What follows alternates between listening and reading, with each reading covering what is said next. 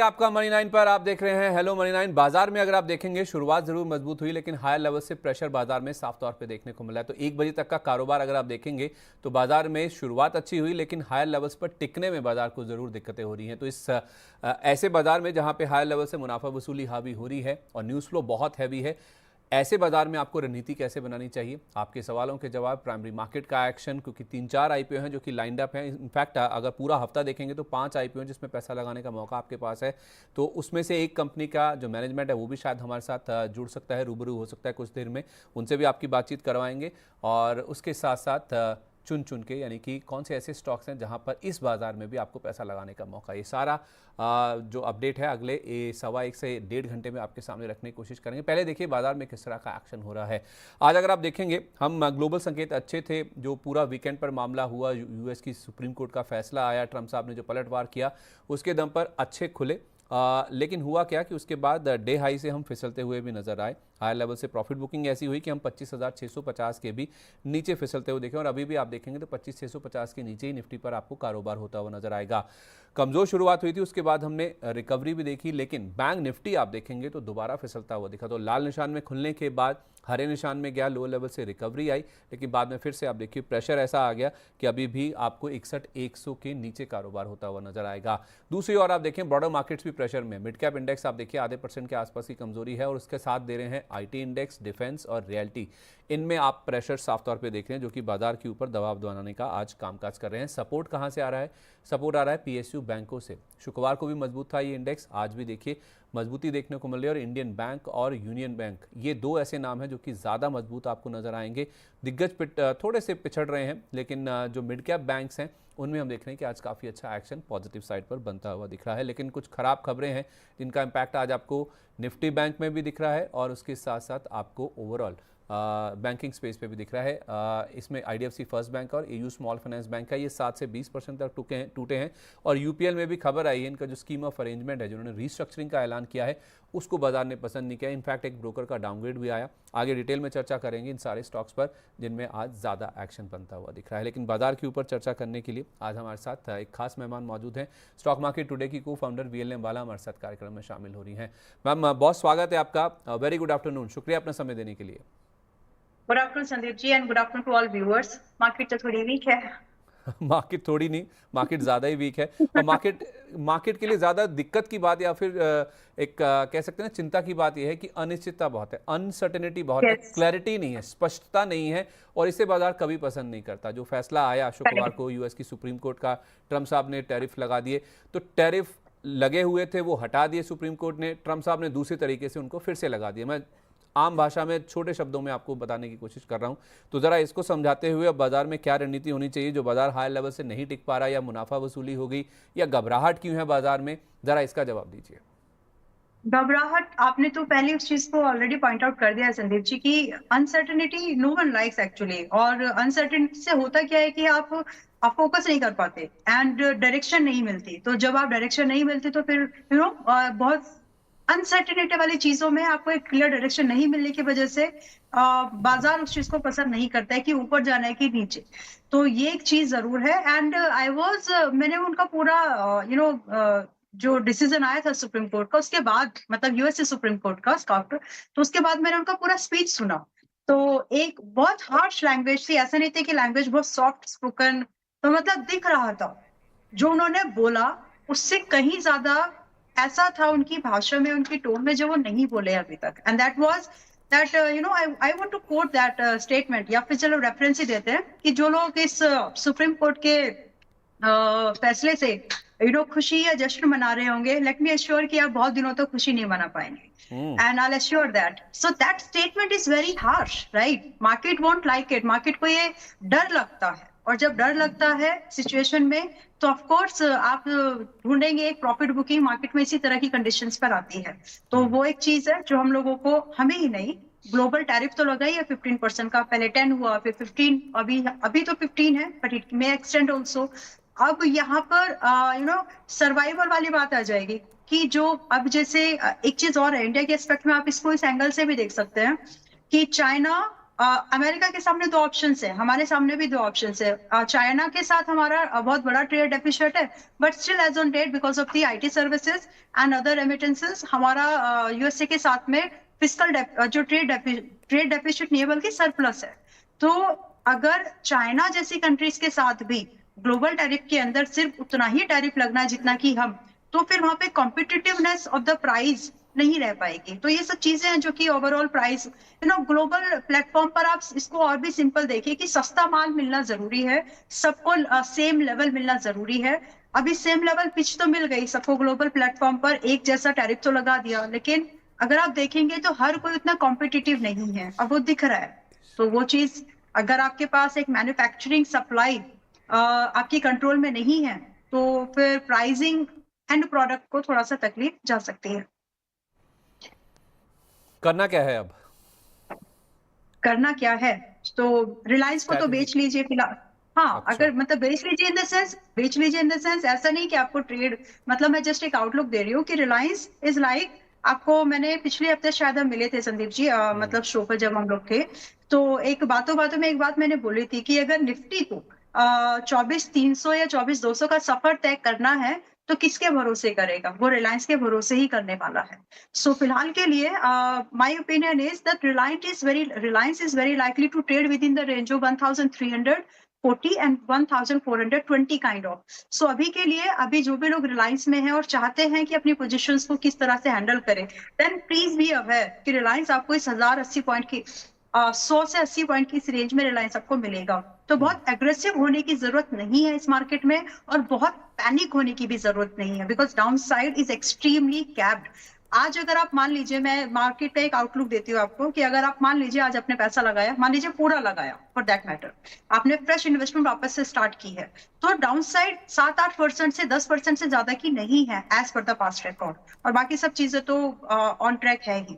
तो फिलहाल के लिए आपको निफ्टी का अगर आपको एक रेजिस्टेंस फाइंड करना है, immediate resistance is strong one is 26,000, but अगर आप इंट्राडे के हिसाब से देखें तो 25,800 इज द इंट्राडे रेजिस्टेंस, या फिर कल के लिए भी एक रेजिस्टेंस के तौर पर काम करेगा। टू बी स्पेसिफिक, कहां पर बाइंग लें, तो 25,300 के आसपास निफ्टी जब एक बार आए तो वहां पर एक बार दोबारा बाइंग के बारे में सोचा जा सकता है, अंटिल यहाँ पर सेलिंग के ट्रेड ही प्रेफर कर सकते हैं।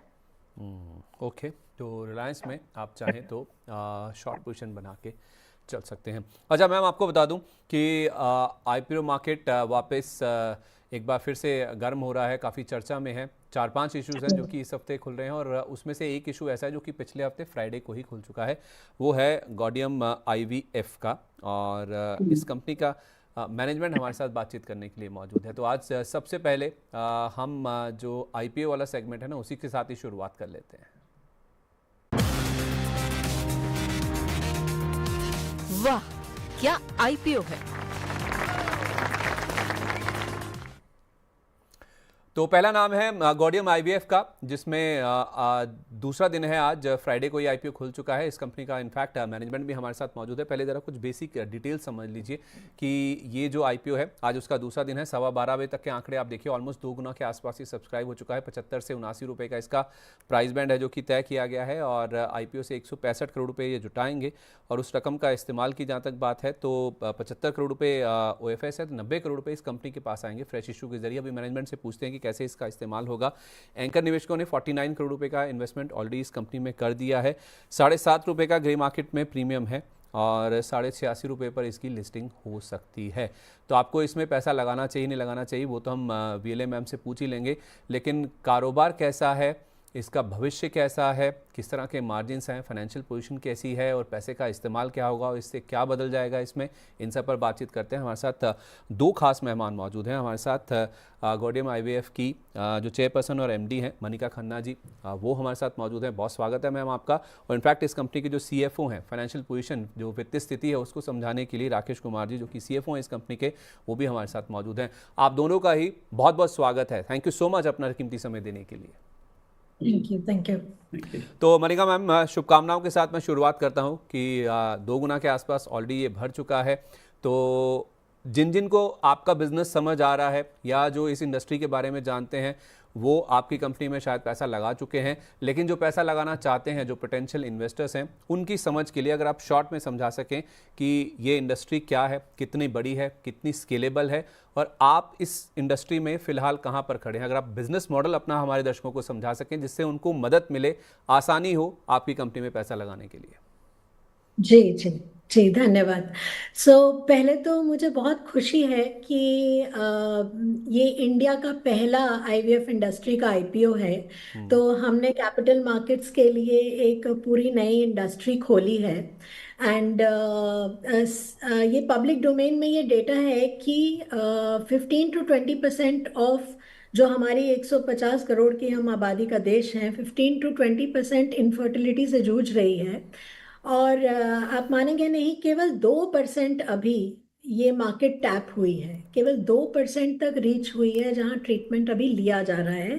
तो there is a whole untapped market line there, जो कि जैसे जैसे अवेयरनेस, एक्सेसिबिलिटी, अच्छी क्वालिटी ट्रीटमेंट की होगी तो ये मार्केट बहुत तेज़ी से राइज करने वाली है। जो इंडस्ट्री CAGR है वो 13% के करीब है।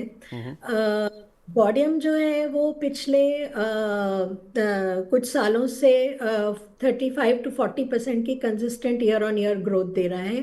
ठीक है। और ये आज 1.5 बिलियन पर है। दिस इंडस्ट्री इज स्लेटेड कि ये अगले 5 साल में 4.5 बिलियन US डॉलर्स पे पहुंच जाएगी। That is the estimate.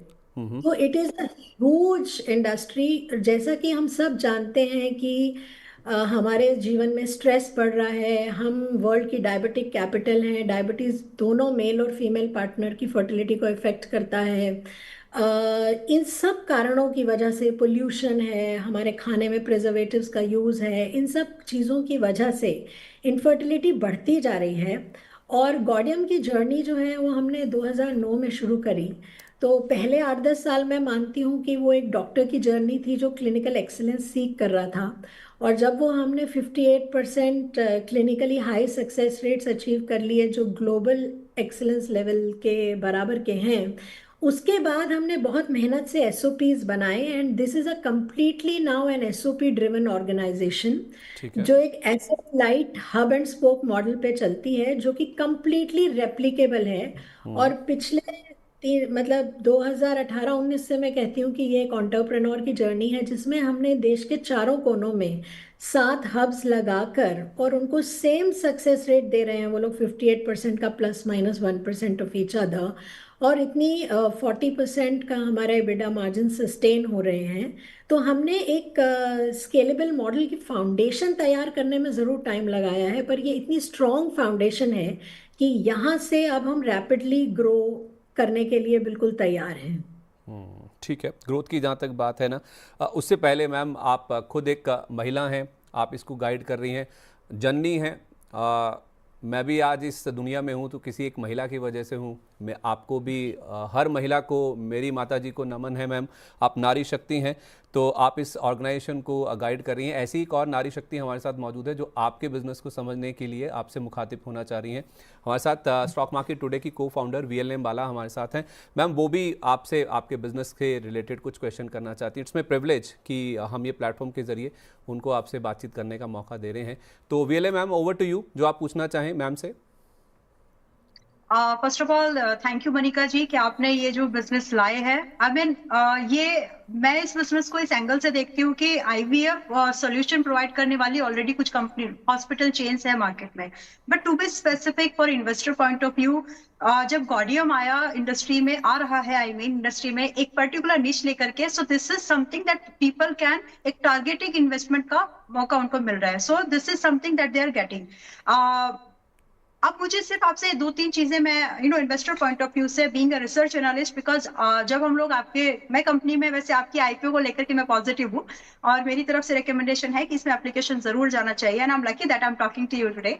But to be specific, down the line 3 years आप कितना, क्योंकि आपका बिजनेस बहुत एक्सपेंडेबल है, एक्सपेंशन आसानी से हो सकता है, रेगुलेशन जैसे एक पर्टिकुलर स्टेट में है दूसरे स्टेट में भी ऑलमोस्ट वैसे ही होंगे। सो आपका एक्सपेंशन को लेकर के क्या प्लान है, मतलब next down to 3 years, down the line 3 years आप कितने और चेन्स को ओपन करने का प्लान कर रहे हैं? बिकॉज वहां से ग्रोथ की एक्सपेक्टेशन हम लोग देख सकते हैं कि कितना ग्रोथ वहां पर मल्टीप्लाई हो सकता है। जी जी, वाला आपने बहुत अच्छा सवाल पूछा और मैं भी बहुत खुश हूँ बिकॉज हम विमेन एम्पावरमेंट में बहुत बिलीव करते हैं और सिर्फ बिलीव नहीं करते हैं, मेजॉरिटी एम्प्लॉयज़ गॉडियम पर फीमेल्स हैं और हम इस चीज़ को लेकर बहुत we are very proud of this. And also जहाँ तक कि हमारा मेन पर्पस ही आईपीओ लाने का ये है कि हम अगले आने वाले 2-2.5 साल में 19 नए हब्स क्रिएट करेंगे। तो अभी हम 7 हब्स और 26 स्पोक्स पर 28 स्पोक्स पर अवेलेबल हैं और आगे हम 19 हब्स और उतने ही इक्विवेलेंट नंबर ऑफ स्पोक्स खोलेंगे। उसका रिजल्ट ये होगा कि 2.5 साल बाद हम इन 26 लगभग 25-26 स्टेट्स में मौजूद होंगे। तो ये एक पैन इंडिया जो हब एंड स्पोक मॉडल हमने डिवाइस किया है ना, ये हमने समझ लीजिए कि कुछ इंटरनेशनल इनपुट्स लेकर, जैसे शुरू में ही मुझे बॉस्टन आईवीएफ के फाउंडर्स से मेंटरशिप मिली और कुछ यहाँ पर लोगों की हुई गलतियों से सीखकर हमने ये डिवाइस किया है कि हब जो होता है उसी पर केवल आपको इंफ्रास्ट्रक्चर कॉस्ट आती है और आपको एक operating cost in terms of salaries rent आता है। स्पोक जो है वो बिल्कुल जीरो इंफ्रास्ट्रक्चर कॉस्ट मॉडल होता है।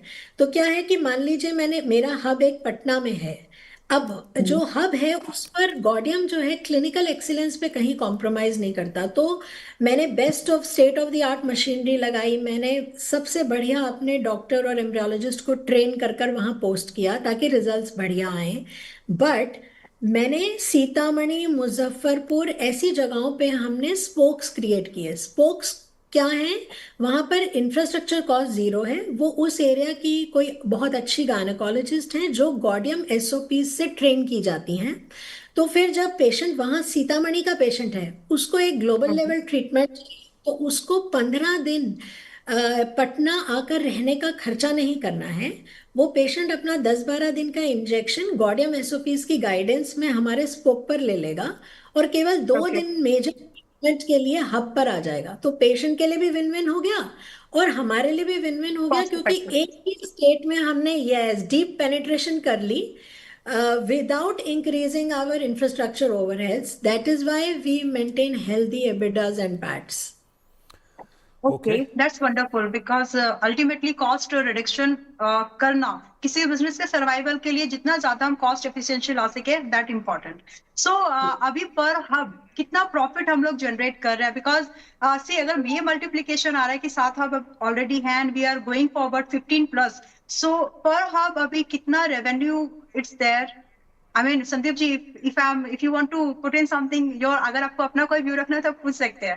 बिकॉज मुझे गॉडियम आईवीएफ कंपनी में मुझे लगता है कि मल्टीफोल्ड पॉसिबिलिटीज है, सिमिलरली टेंको इंडस्ट्रीज, तो इसीलिए मैं थोड़ा डीप डाइव करने की कोशिश भी कर रही हूँ। जी मैम, एज सच हमने ना सेंटर वाइज ब्रेकअप आरएचपी में नहीं दिया है currently, and if we say that कि the break of our centre, right, the break even of our centres, if we will see historically हमारे पास में ये ट्रेंड लाइन था कि हम 1 से 2 महीने में we are at a break even, ठीक है। at a matured center, yes, we can start मतलब 30 cycles coming in, this is what we have seen historically, but as a मतलब बहुत जल्दी 1 से 2 महीने में हिस्टोरिकली हमारा ब्रेक इवन आ गया है सभी सेंटर्स पे। That's awesome ma'am. मेरा ना इनफैक्ट सीएफओ साहब से एक सवाल था। पहले तो सर आप बहुत राकेश जी गौरवान्वित महसूस करते होंगे, इतनी महिलाओं के साथ ये इस इंडस्ट्री में आप काम कर रहे हैं, वो भी मनिका मैम के साथ। तो कुछ अगर फाइनेंशियल्स की बात की जाए तो अगर आप फाइनेंशियल्स एक बार स्क्रीन पे ले आएँ तो सर हुआ क्या है ना, मेरी कुछ एक्सपर्ट से बातचीत जब हो रही है ना तो वो ये कह रहे हैं कि आपके जो अगर आप फाइनेंशियल्स देखें तो इसमें जो FY25 का नंबर है, यानी कि जो पिछला वित्त वर्ष था उसके जो नंबर्स आपने पोस्ट किए हैं उसमें एक एक्सपोनेंशियल ग्रोथ हमने देखी, ऑलमोस्ट 2 गुना आपका मुनाफा हो गया एज़ कम्पेयर टू FY24। तो सर ये जो एक ग्रोथ आई है, एक्सपोनेंशियल ग्रोथ एक आपने FY25 में रिपोर्ट की है, अगर आप उसको थोड़ा एक्सप्लेन कर सकें। सर ये दो कारणोंवश है सर, ये जो ग्रोथ आई है हमारी, एक तो हमारा transition from AS to Ind AS, जहाँ इंड एएस में ये रिक्वायरमेंट होता है कि आप स्टेज वाइज रेवेन्यू बुक कीजिए। तो जो आउट मतलब कि जो रेवेन्यू हिस्टोरिकली होनी चाहिए थी वो एक एक्यूमुलेट होके एक ईयर में आ गई, मतलब कि FY25 में आ गई। एंड इन FY25 ऑल्सो हमने क्या किया, हमने अपना फार्मा डिवीजन का होलसेल वर्टिकल हमने एक्सपैंड किया है, wherein specialised IVF medicine भी हम सप्लाई करते हैं to CGHS suppliers. So these are the two major reasons जिसकी वजह से हमारा ये नंबर जो है ग्रो किया है। एंड ट्रेडिशनली मतलब कि हमारे पास पेशेंट ग्रोथ भी है विद रिस्पेक्ट टू दिस। हाँ, अच्छा। 35-40% एवरेज हमारा ग्रोथ होता जा रहा है। जी अच्छा मैम, ये जो फाइनेंशियल्स ग्रो किए हैं उसके साथ साथ आपकी बोरिंग्स भी ग्रो की हैं। थोड़ा अगर आप या फिर राकेश जी इसको एक्सप्लेन कर पाएँ कि ये जो बोरिंग्स का नंबर ग्रो किया है उसके पीछे की वजह क्या है, और क्या प्लान है आपके डेट रिटायरमेंट को लेकर, और ये जो 90 करोड़ की रकम आपके पास आएगी उसका आप कैसे यूटिलाइजेशन कर रहे हैं? जी, सो जो बोरोइंग्स हैं हमारी, इसमें जो 90 करोड़ हम ले रहे हैं उसमें से 20 करोड़ जो है, 22 करोड़ का डेट है, तो उसमें 20 करोड़ हम पे ऑफ कर देने वाले हैं। तो it will become almost zero debt kind of company. And बाकी का जो 20 करोड़ है वो जनरल कॉर्पोरेट पर्पसेस के लिए लिया गया है, और जो 50 करोड़ है वो 19 हब्स को क्रिएट करने के लिए कॉस्ट आने वाली है। तो this is the breakup of 90 crore. तो राकेश जी, फिर आपकी कॉस्ट सेविंग कितनी होगी ये जो इंटरेस्ट पेमेंट वाली, जब आप कह रहे हैं कि आप डेट फ्री हो जाएंगे? एंड सेकेंडली, अभी नंबर कहाँ पे है मैम आपका जो सेंटर्स की आप बात कर रहे हैं? फिर ये जो जब पूरा यूटिलाइजेशन हो जाएगा फंड्स का, कब तक हो जाएगा और कब तक फिर क्या नंबर्स हम फाइनली देख पाएंगे? सर हम ना 3 साल में एक स्टैगर्ड मैनर में हम प्रपोज कर रहे हैं। ये ठीक है। पहले साल first financial year FY27 will be opening 10 hubs and subsequently will be opening 8 hubs next year में, और उसके तीसरे साल में हम एक हब और खोलेंगे। तो इस स्टैगर्ड मैनर में हम मतलब कि सेंटर एक्सपेंशन करेंगे, वेर इन मतलब ग्रोथ भी हमारी लगभग लगभग उसी हिसाब से रहे, and there is no stretch at the entity level as well. या okay, and interest savings? Interest saving sir लगभग लगभग आज की तारीख में 2% का है, if you will see whatever the burden on the financials. So that is going to add to our PAT, क्योंकि जो इंटरेस्ट बचेगा वो हमारे पैट में रिफ्लेक्ट करेगा। बस मैम, मनिका जी, मैम एक सवाल मैं आपसे पूछना चाहूँगा। एक तो ये जो पूरा इंटायर साइकिल है, जब एक पेशेंट आपके पास आता है कितना टाइम लगता है? आपने कहा 46% EBITDA मार्जिन पे आप ऑपरेट करते हैं। ये जो पूरा साइकिल है इसमें कितना टाइम जाता है? एंड ये जो आप नए सेंटर्स खोलने की बात कर रहे हैं over the next 3 years, 19 centres जो खोले जाएंगे, इसका पे बैक पीरियड कितना है एवरेज अगर आप देखें तो? जी, सो मैं ये कहूँगी कि ये जो टाइम लगता है सेंटर बनाने में वो बहुत ज़्यादा नहीं लगता है। हम लोगों की टीम्स जो हैं बहुत स्टेबल हैं, और सेंटर एग्जैक्टली कैसे बनना है उसे कि उसके भी SOPs लेट डाउन है, और हमारे आर्किटेक्ट डे 1 से सेम है। तो हम लोग बहुत जल्दी तकरीबन 60 दिन के अंदर अंदर कोशिश करते हैं कि सेंटर पूरा खड़ा हो जाए, और इस टाइम पे हम कंप्लायंसेस भी पूरी करें। तो फिर वो जैसे ही खुलता है 1 से 2 महीने में हम लोग ब्रेक इवन अचीव कर लेते हैं। और जो है पे बैक तो हमने एग्जैक्टली मेंशन नहीं किया है, तो मैं उस पर ज्यादा नहीं बोल पाऊंगी, बट आप एक रफ एस्टिमेशन लगा सकते हैं कि वो ठीक है। रिसेंटली आ जाता है। एंड जो है यही हमारी उम्मीद है कि आगे चल के भी हम इसे मेंटेन कर लेंगे, क्योंकि जो बेसिक स्ट्रैटेजी है वो नहीं बदल रही है। बेसिक स्ट्रैटेजी है वही asset light hub and spoke model को रेप्लिकेट करना, और दूसरा हम एक 97% B2C ड्रिवन ब्रांड है। मतलब चूंकि ब्रांड पेशेंट का ट्रस्ट जीतता है, तो मैं अपनी टीम को हमेशा कहती हूँ कि ये जो 16 साल में हमने मेहनत करके इतने हजारों बच्चे कराए हैं, ये हमारे सबसे बड़े वर्ड ऑफ माउथ हैं। और कोई कितना भी पैसा लाकर मार्केटिंग में डाल दे, वो इन जो जीवन दिया है हमने, उसको कोई रिप्लेस नहीं कर सकता।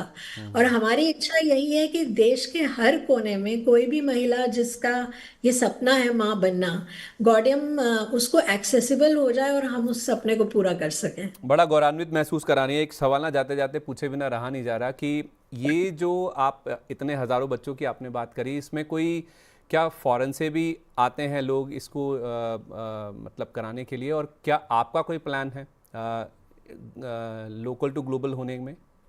जी संदीप जी, बहुत अच्छा सवाल पूछा आपने। एक्चुअली हमारे पास अभी 30+ देशों से लोग आते हैं यहाँ ट्रीटमेंट कराने के लिए। Okay. Medical tourism is a very significant thing, जो फ्यूचर में भी बहुत बड़ा एरिया ऑफ ग्रोथ है, और गॉडियम ऑलरेडी इसमें अपना एक नाम बना चुका है, क्योंकि 30+ देशों से लोग आते हैं, और बहुत इज्जत दी जाती है जब हम इनविटेशन लेटर भेजते हैं एम्बेसीज के थ्रू, एंड हमारे पेशेंट्स यहाँ पर आ पाते हैं उसके बेसिस पर।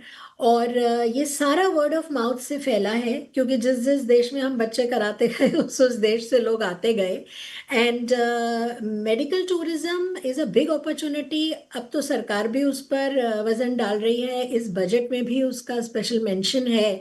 तो मतलब हम ये कहेंगे कि we are literally made in India babies and we are there.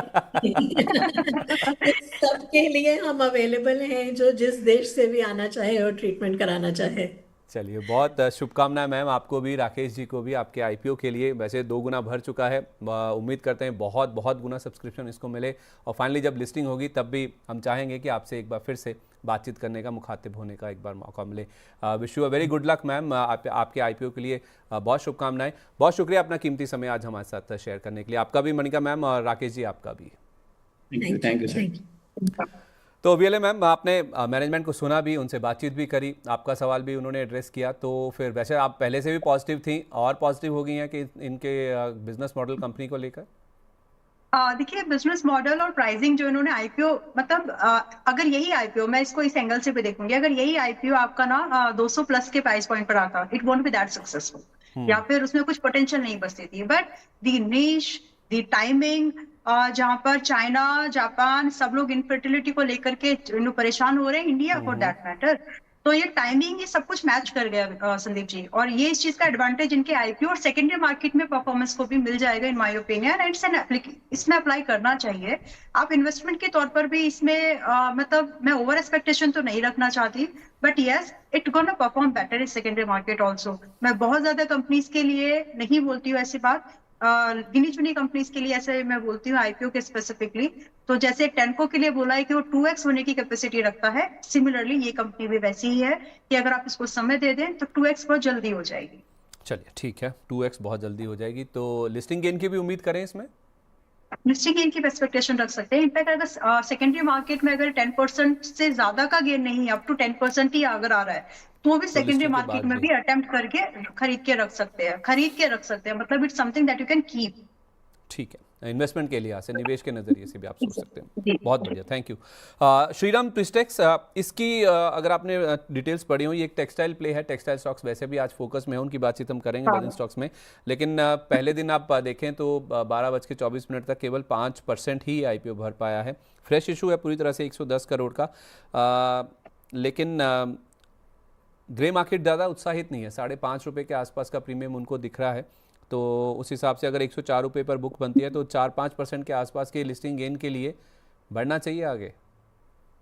It's not about company, it's about timing also, and जिस तरह से टेक्सटाइल को लेकर के बहुत सारी अनसर्टिनिटी है ना, तो this is something that you should not apply for as of now, because इससे सस्ती और भी कंपनीज मार्केट में है।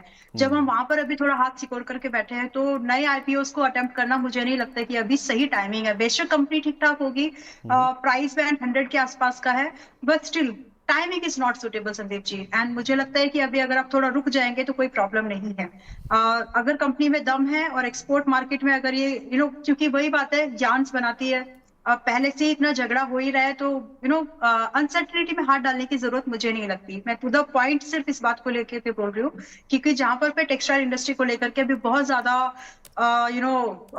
ट्रम्प की तरफ से, जहां पर हम सप्लाई करते हैं यार्न ऑलरेडी, मतलब कॉटन एंड ऑल, अपने जहां से बांग्लादेश जो वर्ल्ड की टेक्सटाइल हब के तौर पर देखा जाता है, फैब्रिक के तौर पर देखा जाता है, तो अभी अनसर्टिनिटी बहुत है इन नटशेल, अगर एक बार है तो फिलहाल के लिए दूर रहने में कोई बुराई मुझे नहीं लगती। One can avoid this IPO specifically फिलहाल के लिए, बिकॉज टाइमिंग सुटेबल नहीं है। टाइमिंग सूटेबल नहीं है, जिस तरह का मूड माहौल है उस हिसाब से तो ये टेक्सटाइल शेयरों से फिलहाल आप या नए आईपीओ से आप दूर रहें, और ऑप्शंस बहुत अवेलेबल हैं मार्केट में, इसकी मैं आगे बातचीत करता भी हूँ। क्लीनमैक्स एनवायरो एनर्जी एक दूसरा नाम है जिसका आईपीओ आज ही खुला है, ये 10% भरा है अभी तक आप देखें तो इसका प्राइस बैंड बड़ा है, आईपीओ साइज़ भी बड़ा है, 3,100 करोड़ रुपए का, 1,200 करोड़ रुपए कंपनी के पास आएंगे, 1,900 करोड़ रुपए का ओएफएस है और 921 करोड़ रुपए ये ऑलरेडी एंकर निवेशकों से जुटा चुके हैं हायर प्राइस बैंड पे, यानी कि 1,053 रुपए के प्राइस पर। ग्रे मार्केट में प्रीमियम या उत्साह लगातार कम होता जा रहा है, तो आप इस बड़े साइज वाली बड़ी कंपनी में पैसा लगाने में इच्छुक होंगी? नहीं, उसका कारण है कि अगर ग्रीन एनर्जी को बूस्ट करना के लिए अगर आपको जाना है, so rather you go to the IPO through, वो भी अगर इस प्राइस बैंड पर उसी के जैसे और भी कॉम्पिटिटर्स हैं जो कि प्रोजेक्ट बेस आपको सोल्यूशन प्रोवाइड कर रहे हो ग्रीन एनर्जी के, तो उससे बेहतर है ये समय ऐसा है जहां पर आपको अपने सनराइजिंग इंडस्ट्री में भी अपने पैसे को बहुत सेलेक्टिव स्टॉक्स पे लगाना चाहिए। उसमें भी मैं इसका सोल्यूशन मुझे लगता है, मेरी नजर में एनटीपीसी ग्रीन हो सकता है, मेरी नजर में इरेडा हो सकता है, जो कि जनरली या तो बड़े नाम है साथ में या फिर उसको बैंक करते हैं, उसको फाइनेंस करते हैं। सो रादर आप एक डायरेक्ट, मुझे ओवर प्राइस लग रहा है ये, और इससे बेहतर आज की डेट में सेकेंडरी मार्केट ऑप्शंस है। सो इसीलिए शायद ये उतना लिस्टिंग की एक्सपेक्टेशन मैं नहीं रख पा रही हूँ, तो लिस्टिंग गेन के लिए आपको ये एप्लीकेशन मुझे नहीं लगता कि आपको करना चाहिए, नंबर 1। सेकेंडरी मार्केट में भी इसकी परफॉर्मेंस उतनी उम्दा टिकाऊ वाली नहीं दिखेगी, क्योंकि 1,000 रुपए से लेकर के 1,050 के प्राइस बैंड के आसपास ही आए हैं और ये बहुत ज्यादा ऊंचे भाव पर लग रहा है, तो इसीलिए उतना रिस्पॉन्स शायद इसमें हमको बाद में भी देखने के लिए नहीं मिलेगा, और सेकेंडरी मार्केट में भी वैसी वाली परफॉर्मेंस मैं एक्सपेक्ट नहीं कर रही हूँ। तो मेरे लिए फिलहाल ये आईपीओ भी सिर्फ तब एप्लीकेशन में आप रखो जब आपको लेके 5 साल रखना है, अगर वो वाला व्यू है तो अप्लाई कर लीजिए।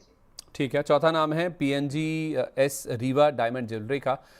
ये आईपीओ कल खुलेगा, क्लीनमैक्स और ये जो श्रीराम ट्विस्टेक्स वाले आईपीओ दोनों आज खुले हैं, लेकिन ये कल खुलने जा रहा है। ये शॉपिंग शॉप वाला मॉडल है, 380 करोड़ रुपए का इशू है, 380 करोड़ रुपए कंपनी के पास ही आएंगे, पूरा फ्रेश इशू है, इसमें कोई ओएफएस वाला हिसाब नहीं है।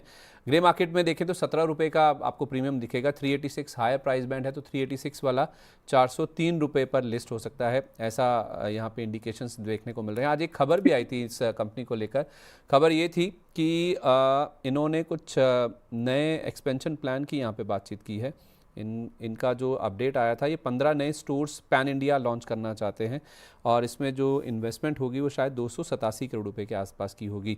तो एक्सपैंड करना चाहते हैं, ये अच्छा बिजनेस मॉडल है इनका डायमंड ज्वेलरी का, लेकिन दिक्कत की बात इसमें भी यही है कि ऑप्शंस बहुत खुले हुए हैं सेकेंडरी मार्केट में। तो ये कंपनी, अगर आपने इसको देखा है तो इसमें कुछ है जूस इसमें कि पैसा लगाया जा सके, या फिर सेकेंडरी मार्केट में ऑप्शन तलाशें? देखिए, जो इसकी ग्रुप कंपनी पीएनजी ऑलरेडी एक ब्रॉडर मार्केट को कवर करिए, बट इनका स्पेसिफिक जो निश में आ रहे हैं, ये आ रहे हैं डायमंड इंडस्ट्री को लेकर के। And Sandeep ji, diamond industry में ना, जैसे गोल्ड का एक बेंचमार्क है एमसीएक्स, आप उसको ट्रैक कर सकते हो ग्लोबल प्लेटफॉर्म पर। There is a set, there is a benchmark जहां पर आप प्राइस कंपैरिजन, प्राइस चेकिंग कर सकते हो, but diamond industry is not something like that as of now. मतलब बहुत ही वो होता है ना, जौहरी ही बनना पड़ेगा अगर आपको डायमंड को अगर आपको परखना है तो। एंड इसीलिए अगर आप स्पेसिफिकली देखेंगे तो अगेन, जैसे गॉडिया में एक आईवीएफ में एक निश लेकर के मार्केट में उतर रहा है, राइट, आईवीएफ का, जबकि इंडस्ट्री तो जो अगर आप देखेंगे तो और भी हॉस्पिटल से जो इस सर्विस को देते हैं।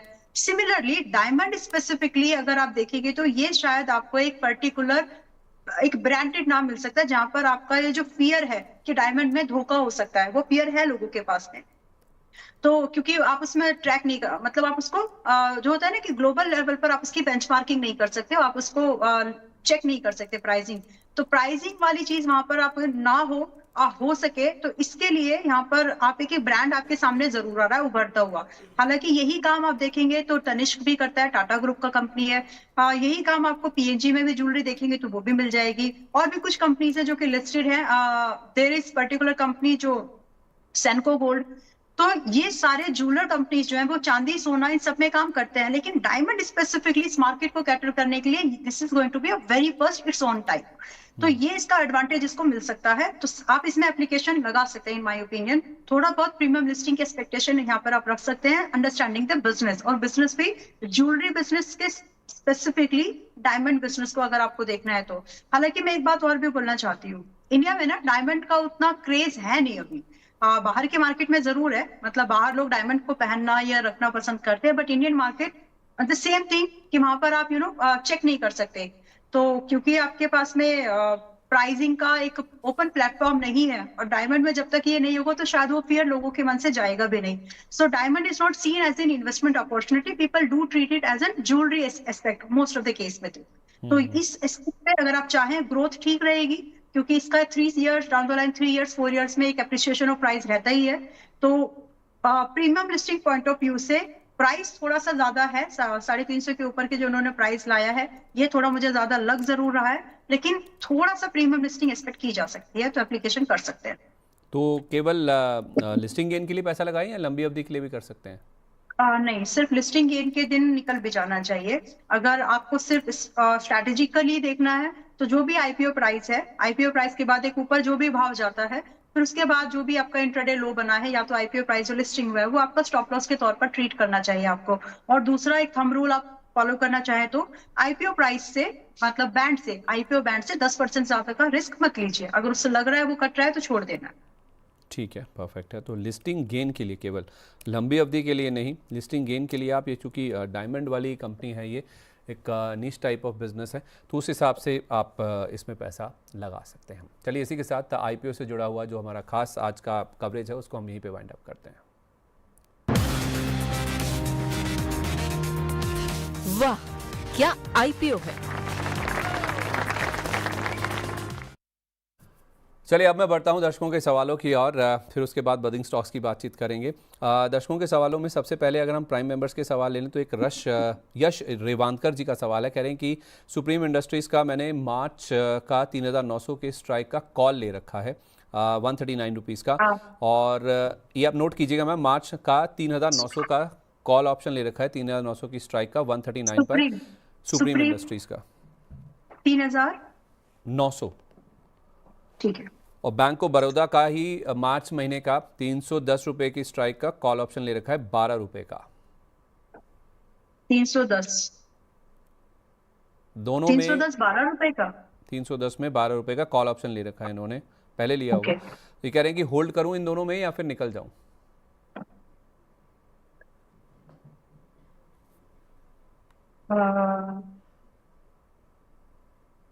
थोड़ा सा समय जरूर दीजिएगा प्लीज, क्योंकि ऑप्शंस के साथ में थोड़ा सा और ज्यादा कॉशियस रहना चाहते हो, because it has an expiry, इसके मरने का एक दिन तय रहता है।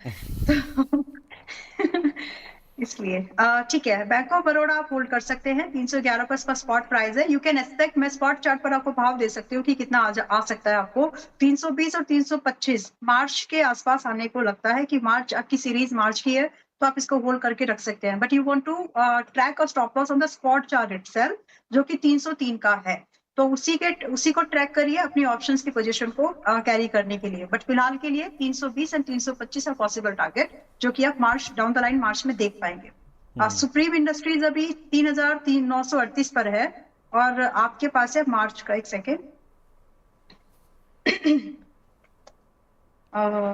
मार्च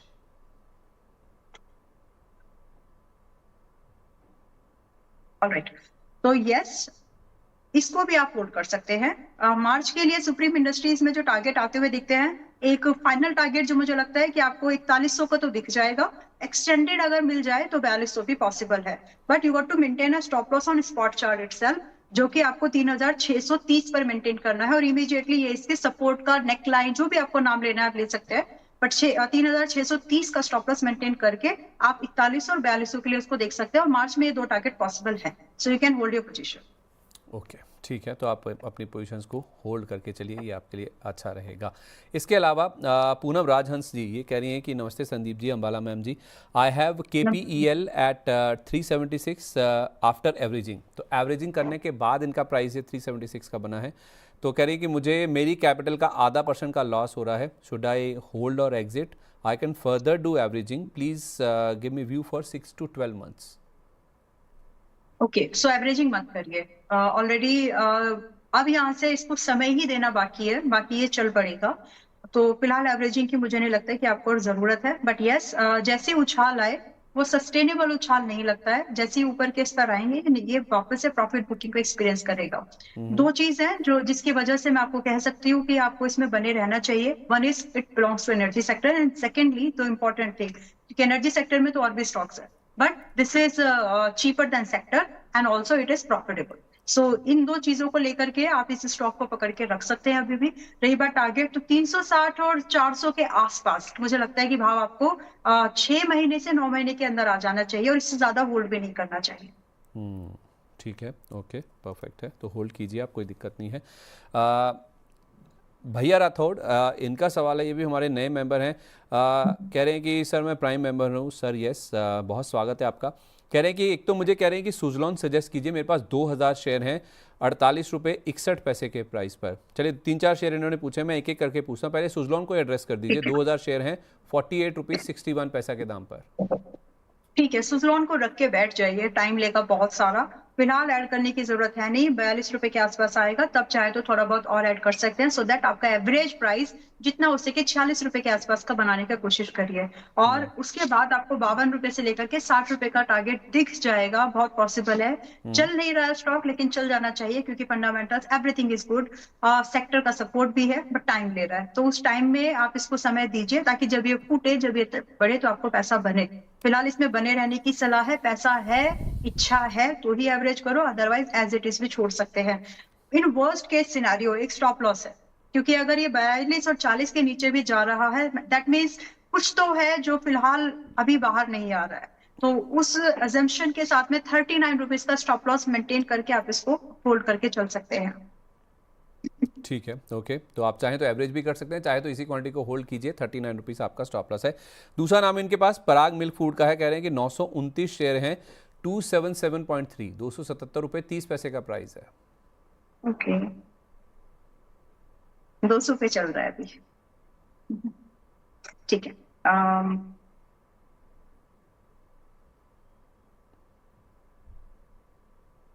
मैं आपको स्टॉप लॉस भी अभी क्या दूं, मतलब दिख ही रहा है कि 165 रुपए 150 आना है, तो मैं आपको अभी क्या बोलूं। एवरेज भी, current price is not good for averaging also, कि आपको एवरेज करके आप निकल जाएं। बस एक ही सलाह है, सिंसियर सलाह यही है कि जैसे ये 240 और 240 245 आए, एक बार मौका मिलेगा आपको तब निकल जाइएगा। 150 आना है। yes. ओके, पाइन लैब्स भी देखिए। पाइन लैब्स पे इनके पास 1157 शेयर हैं और इनका एवरेज प्राइस है 235 रुपये का। सवाल यही है कि होल्ड करें या फिर एग्जिट कर दें, या एवरेज भी कर सकते हैं और है इनके पास गुंजाइश। होल्ड कर जाइए यहाँ पर, लेकिन स्टॉप लॉस 185 का मेंटेन करिएगा। और इनकी बाइंग इन्होंने 235 बताया ना, 235, यस यस। तो आपका भाव तो एग्जिट प्राइस तो आपको मिल जाएगा, but still I want to give you a timeline for this, ताकि आप इसको आपके एग्जिट के बाद आपका दूसरा मौका मिल सके अपनी कैपिटल को रोटेट करने के लिए। तो आप इसको सिर्फ आज से जून तक ही होल्ड करिए, उससे भी पहले अगर आपको आपका भाव एग्जिट पर मिल जाए तो निकल जाइएगा। और पाइन लैब रिसेंटली हमने रिकमेंडेशन पे मैंने दिया है, और सेम व्यू मैं आप लोगों के साथ भी शेयर करूँ, उसको कंटिन्यू कर सकते हैं। ठीक है, ओके, परफेक्ट है। आशु कुमार जी हमारे प्राइम मेंबर है, कह रहे हैं कि इडलवाइज इनके पास है 79 रुपीज़ के प्राइस पर, IDFC फर्स्ट बैंक है 88 पर और LTTS है 5500 पर। तो IDFC फर्स्ट बैंक तो मैं आगे डिस्कस करता हूँ बदिंग स्टॉक्स में। इनको इडलवाइज और LTTS पे राय दे दीजिए। इडलवाइज का प्राइस है 79, LTTS का प्राइस है 5500 रुपये। 6 महीने का व्यू है। जादू की छड़ी नहीं है अपने पास में कि 5000 वाले स्टॉक्स को 3300 पर आकर के बैठे हैं स्टॉक्स अभी। आई मीन ओके, 6 महीने में कुछ नहीं होता। देखिए इंडस्ट्री में जब रोटेशन भी हो रही होती है ना, you got to understand everybody. मतलब अगर रिकवरी भी आनी है तो एक टाइम लगता है, पहले एक्यूमुलेशन चलती है बहुत लंबे समय तक, और जितना ज्यादा डेंट हुआ होगा उतनी ही ज्यादा आपको एक्यूमुलेशन जोन उतना ही लंबा, उतना ही प्रोलॉन्ग दिख सकता है। So all these things just समझाने के लिए बोला है, समझ जाए तो अच्छी बात है। हालांकि LTTS आपकी बहुत ऊपर के भाग की बाइंग है। अच्छा, पहले हम मिडिल से डिस्कस कर लेते हैं, इट्स फाइन। 123 पर अभी ये है, आप इसको एज इट इज होल्ड करके रख सकते हैं। 6 महीने का समय दीजिए और 145 से 160 के टारगेट का वेट कर जाइए। रही बात स्टॉप लॉस, तो 106 रुपए मेंटेन करना है, जो कि रिसेंटली 200 दिन का मूविंग एवरेज है। अब आपकी बाइंग बहुत ऊपर के, स्टॉप लॉस आपके हाथों से कटता नहीं है, समटाइम्स मेरे भी नहीं कटता, लेकिन मेंटेन करिए कि ये दो भाव आए और निकल जाइएगा। उसके बाद आप इसमें ये एक्सपेक्ट मत करिएगा कि ये 200 पे जाएगा बट बहुत समय ले लेगा। अच्छा, नाउ एलटीटीएस जो है अभी देखिए 3700 3340 3380 राउंड फिगर के आसपास अभी चल रहा है। यहाँ से मुझे लगता है कि एक रीबाउंड की पॉसिबिलिटीज बनती है। One should wait for that, and आपके लिए आप उस रिबाउंड में निकलने का ही प्रयास कीजिएगा, निकलने की कोशिश करिए जितना भी आपको मिल सके। For you idea is to reduce your loss, not to make profit in this script. रही बात कितना मैक्सिमम, दो स्ट्रेच पे आपको ये मिलेगा लगभग 4000 समथिंग, एंड दूसरा स्ट्रेच आपको लगभग 4350 के आसपास तक। तो ये दो, जब भी ये दो भाव आए, पहले भाव के बाद में, दैट मीन्स 4000 के आसपास और ट्रेलिंग करिए, ताकि 300 350 पॉइंट और ऊपर आपको निकलने का मौका मिल सके। बट स्टिल स्टॉप लॉस को थोड़ा आप लोग देखिए कि स्टॉप लॉस फॉलो करने से ना माइंड एंड कैपिटल दोनों फ्री हो जाते हैं दूसरी अच्छी अपॉर्चुनिटीज को एनकैश करने के लिए, अगर अवेलेबल हुई तो उस चीज पर थोड़ा सा फोकस करिए अगर कर सकते हैं तो। अच्छा, अब एक थोड़ा मुश्किल सवाल पूछता हूँ आपसे। सक्तनी जी, इनकी आईडी इन्होंने इस तरह से फ्रेम की है, ये एडलवाइस को लेकर सवाल है इनका। ये व्यू इन्होंने केवल इंट्राडे के लिए पूछा है। 125 रुपये कह रहे हैं कि मैंने आज ही लिए हैं इंट्राडे के बेसिस के लिए। शॉर्ट टर्म व्यू और लेवल दीजिए कि क्या will I get exit in the next few days. 101 आपने देखिए एक बहुत ही ब्रेकआउट ट्रेड प्लान किया है, तो ग्रीन कैंडल बन रही थी, वो ग्रीन कैंडल जाकर के अभी पिन बार बन गई है। सो इस तरह की स्ट्रेटेजी में your stop loss should be as low as as low as you can keep to protect your trade simply. तो फिलहाल के लिए आपका 120 रुपए 50 पैसे का आपका स्टॉप लॉस बनता है। और रही बात, अगर ये स्टॉप लॉस आपका सस्टेन हो गया, या फिर ऐसे बोल लीजिए कि अगर इसने वापस से 127 रुपए का ब्रेकआउट कर दिया, तो फिर आप 132 रुपए के टारगेट का वेट कर सकते हैं। बट प्लीज रिक्वेस्टिंग यू 120 रुपए 50 पैसे का स्टॉप लॉस मेंटेन करके ही चलिए, बिकॉज अगर ये स्टॉप लॉस जाता है, मतलब मान लीजिए कि ये सपोर्ट आपका ब्रीच हुआ आपकी ट्रेड सेटअप के हिसाब से, तो 114 और 113 का भाव भी पॉसिबल है। फिर आप चाह के भी नहीं निकाल पाएंगे, फिर आप फोर्सफुली एक इन्वेस्टर बन के बैठ जाएंगे। So don't let that happen. 120 रुपये 50 पैसे स्टॉप लॉस बोला ना आपने? हाँ जी, हाँ जी, ठीक है, परफेक्ट है। ओके, एक ना इसके साथ साथ आप मिश्र धातु को भी देखिए। प्रिया सिंह जी का सवाल है, ये कह रहे हैं कि इस पे आप व्यू दीजिए। अब शॉर्ट टर्म व्यू चाहिए, लॉन्ग टर्म चाहिए, ये इन्होंने नहीं पूछा। दूसरा ग्रो और बीसीसीएल वर्सेस पूछ रही हैं कि दोनों में से कौन सा ज़्यादा बेटर है। पहले मिश्र धातु की बात कर लेते हैं। ऑलराइट, तो मिश्र धातु में तो देखिए, अगर आप ट्रेड में थे तो सिंपली है कि ट्रेड को ट्रेड के जैसे स्टॉप लॉस और ट्रेड उसके जैसे इसका target. So maintain your stop loss at 330 से ज्यादा जाने की जरूरत है नहीं। दूसरा, अगर आप एक इन्वेस्टर हो तो इन्वेस्टर के लिए ये जो नीचे के लेवल आते हैं वो एक सपोर्ट की तरह काम करते हैं, वहां पर खरीदने का विचार बना सकते हैं। तो फिलहाल अगर आप डिपेंड करता है आपका नजरिया क्या था। अगर आप ट्रेड कर रहे हो तो 330 रुपए का स्टॉप लॉस, लेकिन अगर आप एक इन्वेस्टर हो और होल्ड कर सकते हैं, तो जैसी भी आपकी पोजीशन है, आप इसको जितना भी है आपके पास में आप इसको रखें, और 400 से 450 के टारगेट पॉसिबल हैं, आप इसमें बने रह सकते हैं। बट यहाँ से एक स्ट्रेटेजी है जो कि आपको फॉलो करनी चाहिए from the current price itself, कि अगर ये एनीवेज अगर ये यहाँ से 10% और करेक्ट होता है, सो सच काइंड ऑफ स्टॉक आपसे एवरेजिंग बोल लीजिए या फिर सिप बोल लीजिए डिमांड करते हैं। तो अगर आप वो कर सकती हैं तो 310 के आसपास अगर ये बाय चांस आ जाए गिरते, या ब्रॉडर मार्केट के प्रेशर की वजह से, मेटल्स के प्रेशर की वजह से, तो आप यहाँ पर 310 के आसपास थोड़ा बहुत एडिशन कर सकती हैं। अच्छा, ठीक है। और दूसरा ये पूछ रही हैं कि ग्रो या फिर बीसीसीएल, दोनों में से कौन सा बेटर है, ग्रो और बीसीसीएल? भारत कोकिंग कोल ज्यादा बेटर, मतलब उसका कारण है उसके जैसी कंपनी बहुत ज्यादा है नहीं। ग्रो के जैसी कंपनीज है भी मार्केट में, बट अगर आप ऐसे पूछे कि अगले 2 साल में किसका फ्यूचर ज्यादा ब्राइट है, तो कोयला काला जरूर है लेकिन इसका फ्यूचर ब्राइट लगता है, बिकॉज स्टील इंडस्ट्री की क्योंकि स्टील इंडस्ट्री की डिमांड कुकिंग कोल, वैसे तो अगर यूएसए का कुकिंग कोल इधर आने लगा, अफ्रीका कोल अगर साउथ अफ्रीका का अगर इधर आने लगा, तो यार इसके लिए एक डायरेक्ट थ्रेट होगा, बट स्टिल कहीं ना कहीं हमारे लिए सस्ता ही पड़ेगा अगर स्टील इंडस्ट्री की बात करें तो। फिलहाल के लिए दोनों में से एक को चूज करना है, सेम वेटेज अगर रखना है तो मैं भारत कोकिंग कोल को दूंगी।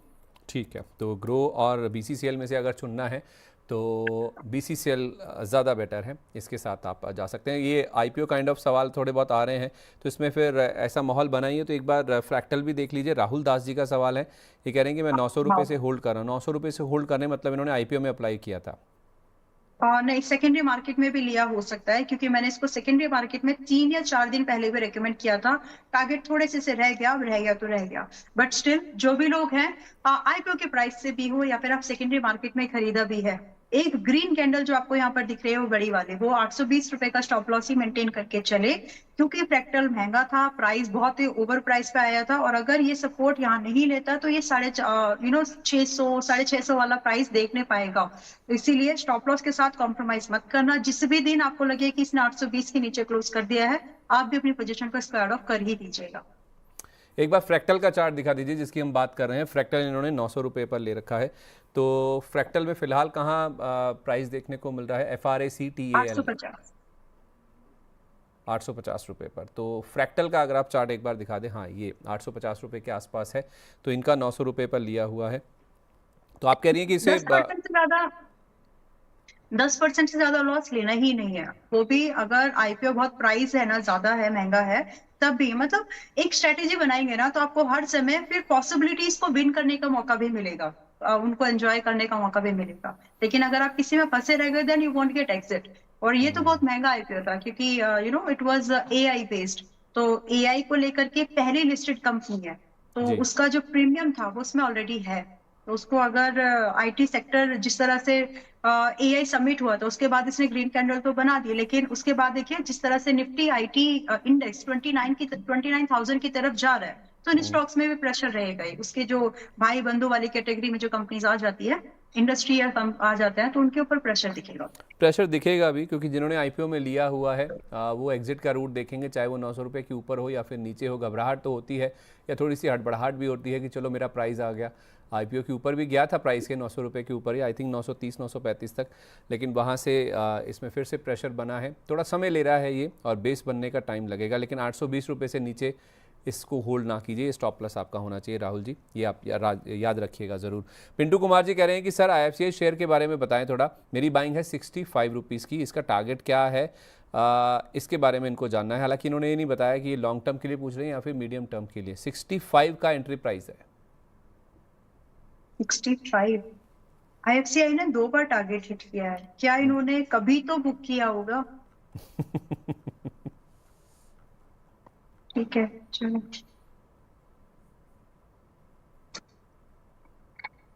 समय लगेगा, आप इसको होल्ड तो कर सकते हैं, और टारगेट पे आपको थोड़े बड़े मिल जाएंगे, एक्सपेक्टेशन तो है, बट समय है क्या आपके पास? If the answer is yes, then hold as it is, don't add any further position, क्योंकि ऑलरेडी आप 10-12% कम है प्राइस आपके 10, तो अभी इसमें फिलहाल कोई एडिशन मत करें, लेकिन 72 से 75 रुपए के टारगेट के लिए होल्ड जरूर कर जाइए।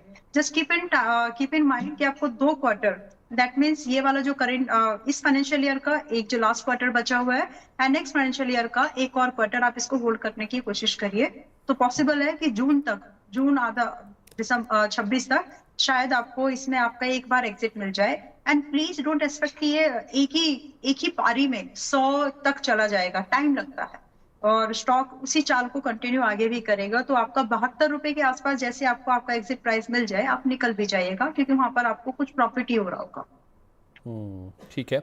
एक ना आप टेरिल देखिए, transformers and rectifiers India limited. अब इसमें ना एक मिश्रण आ गया। मिश्रण मतलब एक फेसबुक के भी हमारे दर्शक हैं, उनका भी सवाल है, और यूट्यूब पे भी एक सवाल हमें मिला है टेरिल को लेकर।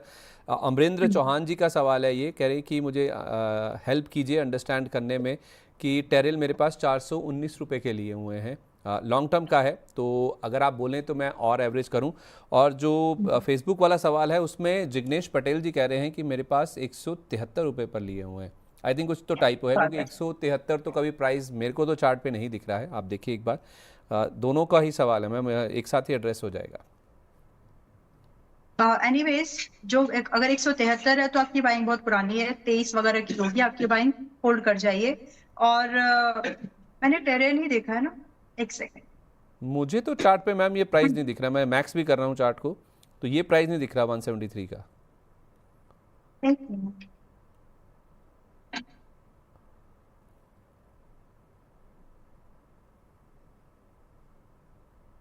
एक सेकेंड संदीप जी, 304 पर ही चल रहा है ना अभी? हाँ जी वही सर। ठीक है पुराना 176 का प्राइस आया हुआ है अच्छा, 24 इनकी- में मार्च। अच्छा, हाँ तो फिर मेरे चार्ट में कुछ गड़बड़ है, यानी कि इन्होंने बहुत पहले से होल्ड किया हुआ है। हाँ, और मई मतलब 2023 मई के बाद जो इसने छलांग, it used to trade like 35-40 के प्राइस बैंड में, प्राइस में अच्छा। चलता था ये। उसके बाद इसने 600 के ऊपर तक ये गया है। सो उतना वॉलेटाइल नेचर का और उतना पैसा बनाने वाला स्टॉक रहा है। तो ऐसे स्टॉक में हमेशा ये एक्सपेक्टेशन होती है कि क्या वही वाला माहौल फिर से बन जाएगा। तो उस चीज, वो दौर अलग था, वो मौसम अलग था। तो उन सब चीजों के लिए फिर से कोई बोल दे कि पीएसयूज में पैसा लगाओ खड़े होके, तो लोग लगाए। तो अभी ऐसा कोई बोल नहीं रहा है, बोलेंगे तो लगेगा। बट फिलहाल coming back to the stock, 304 पर अभी है। फिलहाल के लिए सिर्फ एक ही बात बोलना चाहती हूँ कि आपको आपका एग्जिट प्राइस तो मिल जाएगा, यू कैन होल्ड। और रही बात कि आपको टारगेट के लिए क्या इससे भी आगे इसको होल्ड करना चाहिए, so in my opinion 400 to 440 is very likely. तो आप इसमें चाहे आज की डेट में या फिर नॉट इमीडिएटली, अगर आप नहीं भी चाहते तो 290 के आसपास तक भी आप इसमें ऐड कर सकते हैं। एंड मुझे लगता है कि अगला हफ्ता, इसमें अभी 304 पर है, अगला हफ्ता 290 के आसपास आपको प्राइस दिखेगा, वहां आप ऐड करके चल सकते हैं। एंड टू बी स्पेसिफिक, जिनकी 175 की बाइंग है, 173 आप होल्ड करके बैठ जाओ, आपने अच्छा स्टॉक लिया ही है।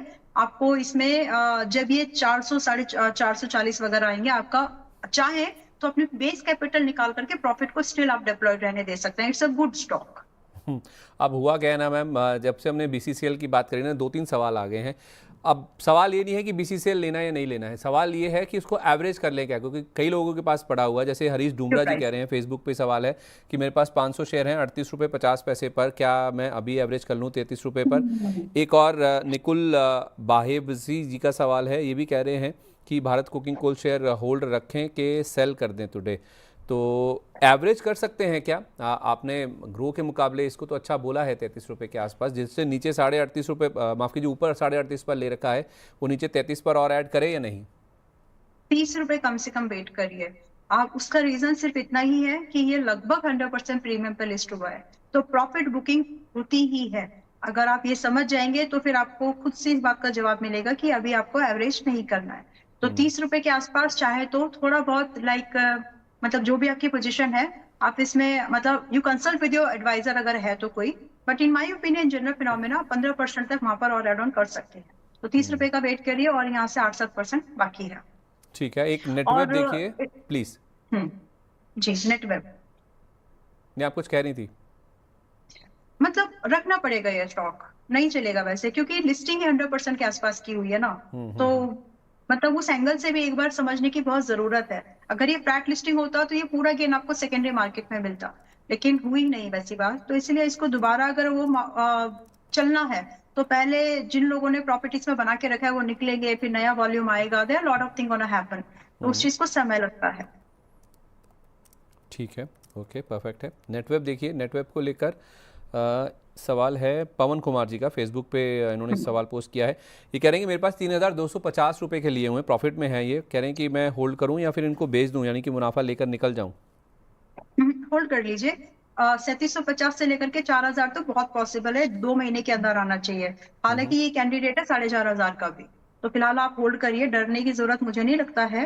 रही बात स्टॉप लॉस, चाहे तो आप देखिए, थोड़ा कुछ ज्यादा चाहिए तो थोड़ा सा रिस्क लेना पड़ता है। तो अगर आप उस रिस्क में कंफर्टेबल हैं तो आप 3070 रुपए का स्टॉप लॉस मेंटेन कर सकते हैं तो करिएगा।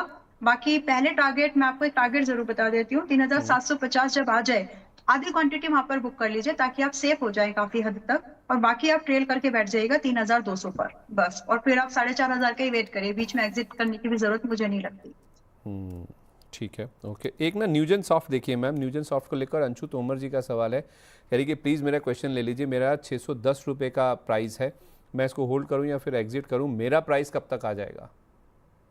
आपका प्राइस आ तो जाएगा, बस आप होल्ड करिए पहले तो, एवरेज मत करिए। 600 की अभी 530 पर आया है, 610-20 के ऊपर की बाइंग वाले मैं समझ ही सकती हूँ। मतलब आप ये समझे कि स्टॉक बहुत वॉलेटाइल है, 5 से 10% की रेंज इसके लिए ऐसी है, बहुत कॉमन रेंज है। So when it starts working again, जब ये दोबारा चलना शुरू करेगा तो 650 और 700 ऑन द वे हैं जो आ जाएंगे।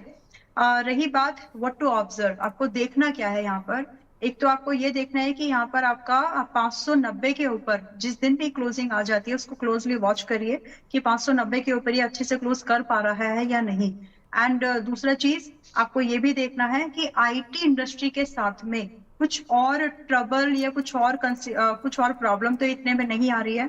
ये दो चीज आपको देखना है, और जिस दिन भी ये 590 के ऊपर क्लोज करने शुरू कर दे आप अपनी पोजीशन को कॉन्फिडेंस के साथ होल्ड कर सकते हैं। फिलहाल के लिए 530 पर है, लाइकली है कि 490 और 80 भी आए। आपको पेशेंस रखना पड़ेगा क्योंकि आपका स्टॉप लॉस कटा नहीं है, तो मतलब आपने निकाला नहीं है, तो फिर वही है कि थोड़ा सा समय देना पड़ेगा क्योंकि घटते घटते चीजें ऐसे भाव पर आ जाते हैं जहां पर generally people start finding some value. ठीक है, ओके, परफेक्ट है। इसके साथ साथ ना मैम आप एक जीएम ब्रिवरीज को देखिए। अभिषेक सिंह जी का सवाल है, कह रहे हैं कि इसका 2 क्वार्टर्स का मुझे टारगेट चाहिए। मैं होल्ड जीएम ब्रिवरीज मैं होल्ड कर रहा हूँ 600 शेयर 1100 रुपए के रेट से। ओके,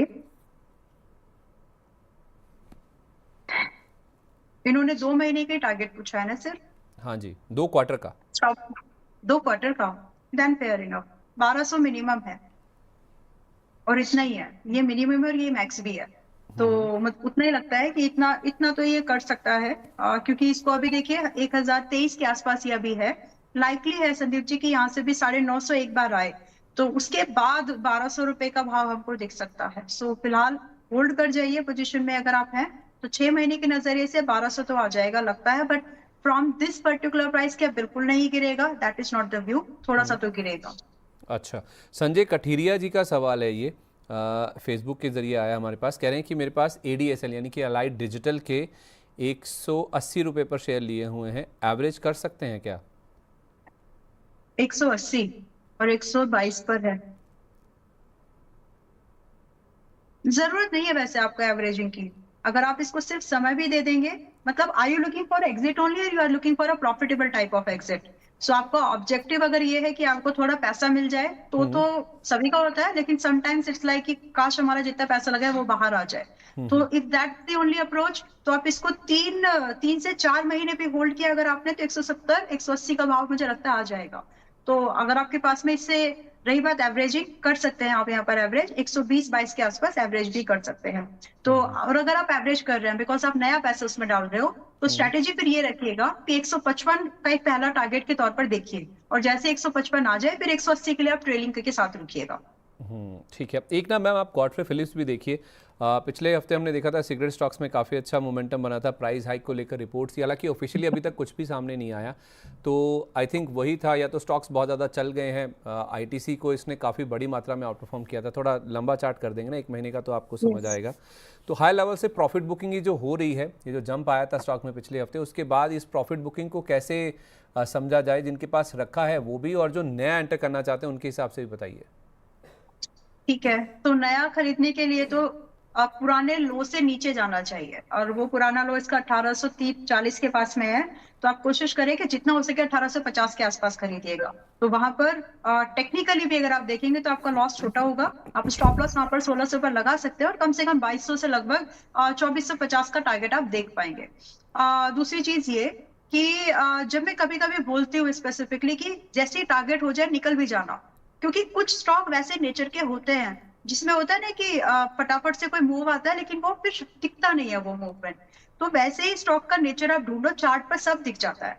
तो अगर आपको लग रहा है कि कोई स्टॉक एक अप ट्रेंड को पकड़ के, खैर लंबी बातें नहीं करना है, बट ये स्टॉक ऐसा ही है कि आपको जहां मिले सस्ते पे खरीदने की कोशिश करिए, अराउंड द बज खरीदने की कोशिश करिए, और जैसे ही वो बज आपके टारगेट को देके निकल जाए, मतलब आपका टारगेट हो जाए, आपको निकलना है। It's can not be kept in the portfolio for longer time, that is the opinion. तो फिलहाल अभी भी वही व्यू है। गॉडफ्रे फिलिप्स का ट्रेड मैंने दिया था, ये जो पूरा 2-3 दिन का जो मूवमेंट बना था उसमें हम लोग थे भी, जो भी लोग ने देखा वो वीडियोस होंगे ही, वो लोग भी रेगुलरली। बट अभी के लिए आई एम वेटिंग कि 1850 के आसपास मिले। तो जो लोग पहले से हैं आपके लिए एक वार्निंग साइन है ये कि नेक्स्ट टाइम आप इस तरह की गलतियां ना करें। फिलहाल ये स्टॉक 1850 एक बार और आएगा। ठीक है, ओके, परफेक्ट है। तो ज़्यादा लंबा इसको नहीं रखना है और नीचे में जितना 1850 रुपये के आसपास मिले वहाँ पे अगर आप एंटर करें तो आपके लिए ज़्यादा बेटर हो सकता है। अमर राजा एनर्जी को देखिए एक बार, ये दीवान जी का सवाल है, कह रहे हैं कि मेरे पास 820 रुपये के ये रखे हुए हैं, अब इसमें क्या करना चाहिए? मीडियम टर्म का टारगेट चाहिए इनको मैम। Medium term, okay.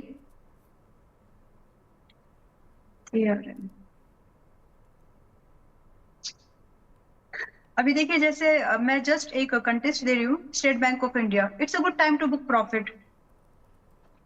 थोड़ा बहुत ही ऊपर जाएगा लेकिन उसमें अभी रिस्क ज्यादा है, अगर आप उसको होल्ड करते हैं या फ्रेश बाई करते हैं तो it's not a good idea. तो जहां पर आपको लग रहा है कि अभी वो एक अच्छा खासा स्ट्रेच आ चुका है तो वहां पर प्रॉफिट बुकिंग करनी चाहिए। स्टेट बैंक ऑफ इंडिया उनमें से एक स्टॉक है, अभी सर्च करते हुए फिर से मेरी नजर के सामने आया, इसलिए जस्ट एक बार और कॉशियस किया मैंने लोगों को कि 1220 के आसपास है, चाहो तो बुक कर लो प्रॉफिट, क्योंकि यहाँ से एक healthy correction, healthy movement, pull back, जो भी नाम देना है आप दे सकते हैं, लेकिन 10 से 12% का डिक्लाइन पॉसिबल है। ARM अभी इन्होंने मिड टर्म का टारगेट के लिए पूछा है सिर्फ, तो 900 से मुझे लगता है क्या 1000 आ सकता है, होल्ड करके चलिए। ओके ठीक है, मुझे लगता है किसी ने ना ट्रेंड पकड़ लिया है, जैसे मैं कह रहा हूँ ना कि कुछ कुछ सवाल हमें यूट्यूब पे भी मिल रहे हैं और फेसबुक पे भी मिल रहे हैं। अब ये सिमिलैरिटी मुझे लगता है कहीं ना किसी ने मैच कर ली है, क्योंकि एक आप देखेंगे तो यूट्यूब पे हमारे पास सवाल है जो कि टाटा पावर और अदानी पावर को कंपेयर कर रहा है, ये संजय जी का सवाल है। और फेसबुक पे सेम सवाल, अच्छा ये वही है, संजय लिखा भी है इन्होंने, ठीक है, तो इन्होंने अपना फेसबुक पे भी सवाल पोस्ट कर दिया और यूट्यूब पे भी डाला है, तो ठीक है कंपेयर कर दीजिए मैम। टाटा पावर और अदानी पावर के बारे में पूछ रहे हैं।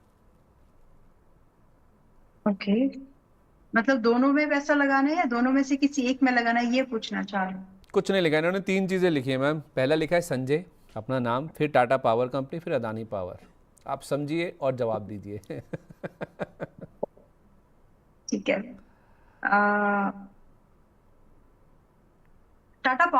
अडानी पावर ज्यादा बेटर लगता है। देखिए बीटा ज्यादा रहेगा, उस चीज को समझ के रखिए पहले ही, लेकिन रिवॉर्ड के मामले में मुझे टाटा पावर से ज्यादा बेहतर आज की डेट में अडानी पावर लगता है, और 142 के आसपास पे है। स्ट्रैटेजी ये रहेगी कि थोड़ा पैसा, थोड़ा मतलब अकॉर्डिंग टू योर एडवाइजर, और एक जनरल फिनोमेना जो मुझे इस स्टॉक के बारे में लगता है, 140 के आसपास लगभग 70-60% से खरीद सकते हैं। बाय चांस अगर 125 तक आया तो और ऐड करना है, वहां पे जितना भी आपको लगता है कि एक स्टॉक में लगाना चाहिए वो फाइनल नंबर होना चाहिए, और उसके बाद just maintain a stop loss at 115, और टारगेट भी वैसे ही बड़े हैं। तो जैसा स्टॉक है वैसी आपकी target setting and stop loss setting होती है। तो 170 से लेकर के लगभग 200 रुपए का कैंडिडेट है, and this is something you can hold in your portfolio, तो ये पोर्टफोलियो में रखने लायक भी है। तो दोनों में से एक को चूज करना है तो मैं आज की डेट में आपको अडानी पावर ज्यादा रिकमेंड करना चाहूंगी ओवर टाटा पावर से अदानी पावर आप कह रही हैं कि ज़्यादा बेटर है। चलिए ठीक है, सवाल तो और भी बहुत हैं हमारे पास, लेकिन वक्त हो गया है बदिंग स्टॉक्स का।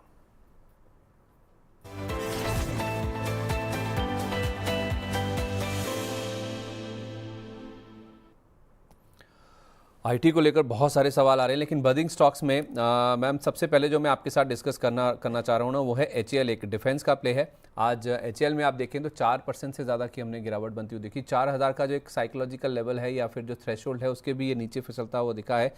एक तेजस फाइटर जेट जो है ना, उनको लेकर कुछ खबरें खराब आ रही हैं मैम। आज क्या हुआ है, एक नुकसान पहुंचा है एयर फ्रेम को। तेजस आई थिंक 3rd टाइम है ये, मैं भी यही हाईलाइट करना चाहता, मैं यही पढ़ रहा था पिछले 23 महीने में। मैं किसी का एक आर्टिकल पढ़ रहा था, वो कह रहे थे कि 23 महीने में तीसरा मौका है, आई थिंक तीसरा कोई बड़ा क्रैश हुआ है आई थिंक।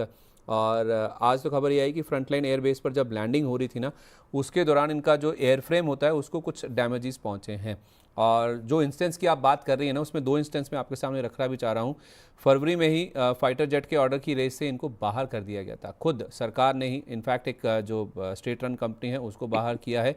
और जो एक नवंबर 2025 में आपको याद होगा दुखद हादसा हुआ था दुबई में, उसमें एक पायलट की मौत भी हो गई थी। तो आर्मेनिया से हमें कोई $1.2 बिलियन की डील मिली थी इसी तेजस विमानों की ही, फाइटर जेट्स की। वो डील तुरंत उस हादसे के बाद कैंसिल कर दी गई थी। तो HAL के लिए पिछले जो 2 साल का समय है ना, वो काफ़ी चैलेंजिंग रहा है। हालांकि ऑर्डर बुक की इनके पास कमी नहीं है, लेकिन हाँ कुछ कुछ चीज़ें ऐसी हुई हैं जो कि इनके लिए डिसअपॉइंटिंग रही हैं। तो आज 4.5% अगर नीचे है तो there is a reason behind it. HAL में क्या करना चाहिए मैम? ये जितने चैलेंजेस हैं या फिर मुश्किल दौर है या जितनी भी ख़राब खबरें हैं, क्या ये मौका है शेयर में या फिर धोखा है? थोड़ा सा और आपको डिस्काउंट मिलेगा, तो थोड़ा सा वेट कर जाइए। And you know what Sandeep ji, अभी रिसेंटली जब ये 4200 4300 चलने लगा था लगभग पिछले हफ्ते वगैरह में, सो उस समय भी आई वाज लाइक कि मुझे 3700 से 3500 के लिए मैं वेट करूंगी। एंड उस समय तो न्यूज नहीं थे, बट कहीं ना कहीं वैल्यूएशन, कंफर्ट और प्राइस स्ट्रक्चरिंग आपको इंसाइट देते हैं कि आपको कई बार आपको वेट कर लेना चाहिए। पुल बैक मुझे बहुत अच्छे से याद है, मैंने बोला भी था कि ये वाला जो ट्रेड, मैं सिर्फ ट्रेड दे रही हूँ, स्विंग ट्रेड, बट इन्वेस्टमेंट के लिए 3700 3500 is a very good price which is likely to come. So if you are planning to add more, it's a good company first of all. So if you are planning to add more, wait for 3700 to 3500 range. If you have not invested at all, जैसे मैंने अभी इसमें दोबारा पैसा नहीं लगाया है, so if you are planning to invest fresh, तो आप 3500 के आसपास की रेंज का वेट करिए, ताकि आपको एक बढ़िया चीज बढ़िया प्राइस पर, बेहतर प्राइस पर मिले। मतलब अच्छी चीज भी है और प्राइस भी बहुत बढ़िया मिल गया। सो जब ये कॉम्बिनेशन बनेगा ना, this is considered deadly combination, बढ़िया कॉम्बिनेशन इसको बोलते हैं। तो वहां से आपका रिस्क बहुत छोटा हो जाता है एंड एक छोटा सा पुल बैक भी आपको 10 से 15% का रिटर्न यूं ही देके जाता है। So that's why I would say कि अगर आपकी प्लानिंग है सीरियस इन्वेस्टमेंट के तौर पर, तो 3500 से लेकर के 3700 की रेंज का वेट करिए, आने दीजिए उसको, और एक बार रिव्यू जरूर करवा लीजिएगा। देखिए, ऑर्डर बुक में कोई प्रॉब्लम नहीं है, कंपनी के सिर्फ फ्यूचर प्रोजेक्शन को लेकर के प्रॉब्लम जरूर है, क्योंकि अगर इस तरह से कुछ हादसे होते रहे तो जो ट्रस्ट हमने अपने इंडिजियस प्लेन्स को लेकर के कमाया या बनाया है, जहां से हमको बाहर से ऑर्डर हमारी एक्सपोर्ट करने की बात चल रही है ना हमारी, कि हम यहाँ पे इनको एक्सपोर्ट करेंगे, तो वहां पर डेंट आएगा और ये चीज सही नहीं है। ठीक है, तो जितना 3500 के आसपास मिले उतना अच्छा है। थोड़ा और डाउनसाइड मिल सकता है, तो वहाँ पर अगर आप खरीदते हैं तो आपके लिए बहुत ही अच्छा हो सकता है। अच्छी कंपनी है, अच्छे प्राइस पर मिल जाए तो फिर तो क्या ही कहने हैं। टेक्सटाइल स्टॉक्स का क्या करें मैम? जरा ना आज इनको अगर आप देखेंगे तो आपको मिला जुला रुझान नजर आएगा। US सुप्रीम कोर्ट का फैसला फ्राइडे की शाम का, और उसके बाद ट्रम्प साहब का जो पलटवार 15% के टैरिफ इन्होंने लगा दिए। तो आज सुबह भी मेरी जब बात हो रही थी ना कुछ लोगों से, एक्सपर्ट से, तो यही सवाल था कि जो कुछ कंपनियों में उत्साह दिख रहा था, जैसे कि आप देखें कि टेक्स गारमेंट्स हुआ, वेल्सपन हुआ, ट्राइडेंट हुआ। ऑन द फ्लिप साइड आप गोकुलदास को देखें, इंडोकाउंट को देखें तो ये 4% तक गिरे हैं। अब फैसले आपको पता ही है, ट्रम्प साहब का भी फैसला और सुप्रीम कोर्ट का भी फैसला US की। अब जो मिक्स्ड रिएक्शन है या मिला जुला रुझान है इन स्टॉक्स में, उसका क्या किया जाए, कैसे अप्रोच करें टेक्सटाइल स्टॉक्स को? टेक्सटाइल को बस ऐसे ही टेक्निकल प्ले करिए, don't try to play fundamental, क्योंकि फंडामेंटल्स में भी बहुत ही ज्यादा अनस्टेबिलिटी है। और आप कोई एक स्टॉक उठाने की कोशिश करेंगे बेस्ड ऑन उसके फाइनेंशियल्स को या फिर उसके टेक्निकल्स को देख करके आप उसके फाइनेंशियल्स को देखेंगे आप कि सेक्टर से सस्ता भी है, पैसा कमा रही है, सो मेनी थिंग्स, लेकिन बाद में आपको पता चलेगा कि कुछ बाहर से कुछ अननेगेटिव न्यूज आ गई जो आप एक्सपेक्ट नहीं कर रहे थे। सो बहुत ही इसको फ्रेजाइल इंडस्ट्री बन के बैठी है अभी, इंडिपेंडेंसी बहुत है। तो इस चीज को ध्यान में रखते हुए just play the technicals as of now. Technicals का मतलब है जहां पर भी स्टॉक में आपको लग रहा है कि एक शॉर्ट टर्म बाइंग अपॉर्चुनिटी बन रही है, प्ले करो, जहां नहीं लग रहा है वहां, और जब जैसे आपका टारगेट या स्टॉप लॉस हिट हो जाता है छोड़ दीजिए। ये फिलहाल जब तक on paper terms and condition sign नहीं हो जाती, इसके ऊपर आपको फ्लक्चुएशन बहुत ज्यादा देखने के लिए मिलेगी। इसीलिए पोर्टफोलियो में रखने से पहले क्लैरिटी आ जाए अगर बाहर से, तो वो ज्यादा बेहतर है। दैट इज द ओपिनियन, क्योंकि अगर आप क्लैरिटी के साथ काम करेंगे तो आप होल्ड कर सकते हैं। बस यही एक सीधा सा जवाब है इस बात के लिए।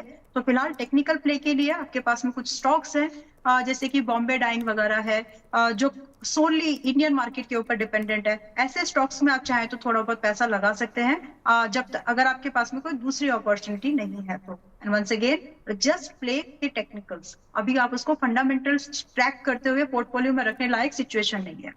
ठीक है, बहुत बढ़िया मैम। IDFC फर्स्ट बैंक का क्या करें? जो आज सुबह खबर आई है कि चंडीगढ़ की ब्रांच में इनका 590 करोड़ रुपए का एक घोटाला सामने आया है, और घोटाले की जो रकम है ना, इनके सालाना रेवेन्यू का देखें तो 20% से ज़्यादा है। अब ये सरकार से जुड़े हुए कुछ खाते हैं, और इसमें 4 अधिकारियों को इन्होंने सस्पेंड भी किया है। इंडिपेंडेंट फॉरेंसिक ऑडिट की भी बात की गई है बैंक की ओर से, जिसके लिए इन्होंने KPMG को हायर भी किया है। और एक चीज़ और हो गई, एक तो घोटाला हो गया, उसके साथ साथ हरियाणा सरकार ने क्या किया, इस बैंक को यानी कि IDFC फर्स्ट बैंक को और उसके साथ साथ एयू स्मॉल फाइनेंस बैंक को तुरंत प्रभाव से जो डी इम्पैनल करने की बात है वो की गई है। ये आईडीएफसी फर्स्ट बैंक की हम बात कर रहे हैं। मैम ये 10% नीचे खुला था, फिर 15% हुआ, फिर 20% भी हुआ, अभी 16% के आसपास ये है। आईडीएफसी फर्स्ट बैंक में वैल्यू ढूंढनी चाहिए या ये फॉलिंग नाइफ है? फॉलिंग नाइफ तो नहीं बनेगा, लेकिन सबसे इम्पोर्टेंट चीज बैंक, पहले स्टॉक की बात कर लेते हैं, फिर इसके एस्पेक्ट्स को भी जरूर समझना चाहिए। 2-4 दिन इसको ट्रेड करने दो और एक स्टेबल प्राइस हमको मिल जाएगा, मोस्ट लाइकली 65 to 62। इस रेंज में हम इसको इन्वेस्टमेंट के तौर पर खरीद सकते हैं। नाउ ये प्राइस, ये भाव क्यों आ सकता है अगले 2-4 दिनों के अंदर में? देखिए, ट्रस्ट बैंक में मैं बड़े भरोसे से आपके पास बीइंग अ बैंक पैसा रख रही हूँ, और अगर वो ट्रस्ट आपने धोखा किसी और के साथ किया, मतलब मैं I am using very direct word ताकि लेमैन को समझ में आए, आपने किया किसी और के साथ, लेकिन मेरे कान खड़े हो जाएंगे। I will be like very cautious, investor will be very very cautious कि कहीं कंपनी में और कुछ डीप, कुछ इनसाइड और तो नहीं चल रहा है अंदर खाने, क्योंकि बैंक से कोई होते हैं घोटाले बैंक्स में ही है, लेकिन बैंक्स में कोई एक्सपेक्ट नहीं करता है। तो रही बात, मैनेजमेंट की कमेंट्री आ गई है कि ये स्पेसिफिकली उन्हीं अकाउंट्स को लेकर के और उसी ब्रांच को लेकर के है, बट द कंसर्न इज कि आपके नजरों के नीचे, आपके नाक के नीचे, मतलब ब्रॉडर मैनेजमेंट के नीचे इतनी बड़ी बात होना, क्योंकि you know it's a dent too, होता है ना, गुडविल को डेंट है, आपके ट्रस्ट को डेंट है, वो सारी चीजें आती हैं। वो ट्रस्ट फैक्टर बैंक में, यू नो, सबसे बड़ी इंपॉर्टेंट चीज बैंक में यही होती है कि ट्रस्ट। और अगर किसी छोटे बैंक का ट्रस्ट इस तरह से 40,000 करोड़ के आसपास का इसका मार्केट कैपिटल है, अगर वहां से ट्रस्ट फैक्टर अगर उससे ज्यादा है, सॉरी, अगर ट्रस्ट फैक्टर वहां पर शेकन होता है तो यस, इन्वेस्टर्स थोड़े से कॉशियस हो जाते हैं। अभी फर्दर बात ये होगी, कल तक ये 70,000 करोड़ का मार्केट कैप था, अभी 60,000 करोड़ पर आ गई है, ये वाला जो डिक्लाइन आ गया इसका। तो थोड़ा सा कॉशियस रहिए आप भी अपने कैपिटल के साथ में। हाँ, एक चीज जरूर है जो इस मूवमेंट में की जा सकती है, thank God this is in options. तो आप अगले महीने की तैयारी ऑप्शंस के थ्रू न्यूट्रल स्ट्रेटजीज पर जरूर कर सकते हैं। डेफिनेटली आपको प्रीमियम ज्यादा लगेगा, but instead of putting your whole money, ना आपका पूरा का पूरा whole money in the cash एक डायरेक्शनल व्यू में, उससे बेहतर ये है कि आप थोड़े दिन के लिए, जब तक ये पूरा वोलेटिलिटी वाला फेज चला नहीं जाता, तब तक आप इसको ऑप्शंस में प्ले अराउंड कर सकते हैं, सिंपल स्ट्रैडल या स्ट्रैंगल पोजीशंस के साथ में, और वो भी व्यू मार्च इन अप्रैल का रखिएगा। आपने रेंज क्या बताई जिस रेंज में आप कह रहे हैं कि आईडीएफसी फर्स्ट बैंक में आप निवेश कर सकते हैं? 65 से 62, तो आज भी वो रेंज लगभग आई ही है, तो अगले 2-3 दिन में फिर से आएगी। तो 62 इज समथिंग जहां पर इसको रुक जाना चाहिए, वहां से और नहीं गिरना चाहिए। तो 62 इज समथिंग जहां पर पैसा लगा सकते हैं बिना एक long term investment point of view से। कम 4 क्वार्टर का भी समय दिया तो रिबाउंड कर जाएगा। एंड मैनेजमेंट की कमेंट्री इस बीच में जरूर सुनिएगा, एंड न्यूज को ट्रैक करिए कि कहीं और कुछ दबे मुर्दे क्या बोलते हैं, दबे मुर्दे तो नहीं निकल रहे हैं, है ना, कुछ और घोटाले जैसा या स्कैम जैसा कुछ तो और नहीं आ रहा है, वो ट्रैक करना जरूरी है। घड़े मुर्दे ना निकल जाए हैं, गड़े मुर्दे, यस, स्केलेटन्स। अच्छा, एयू स्मॉल फाइनेंस बैंक भी देखिए, अब इससे जुड़ी हुई ये खबर है।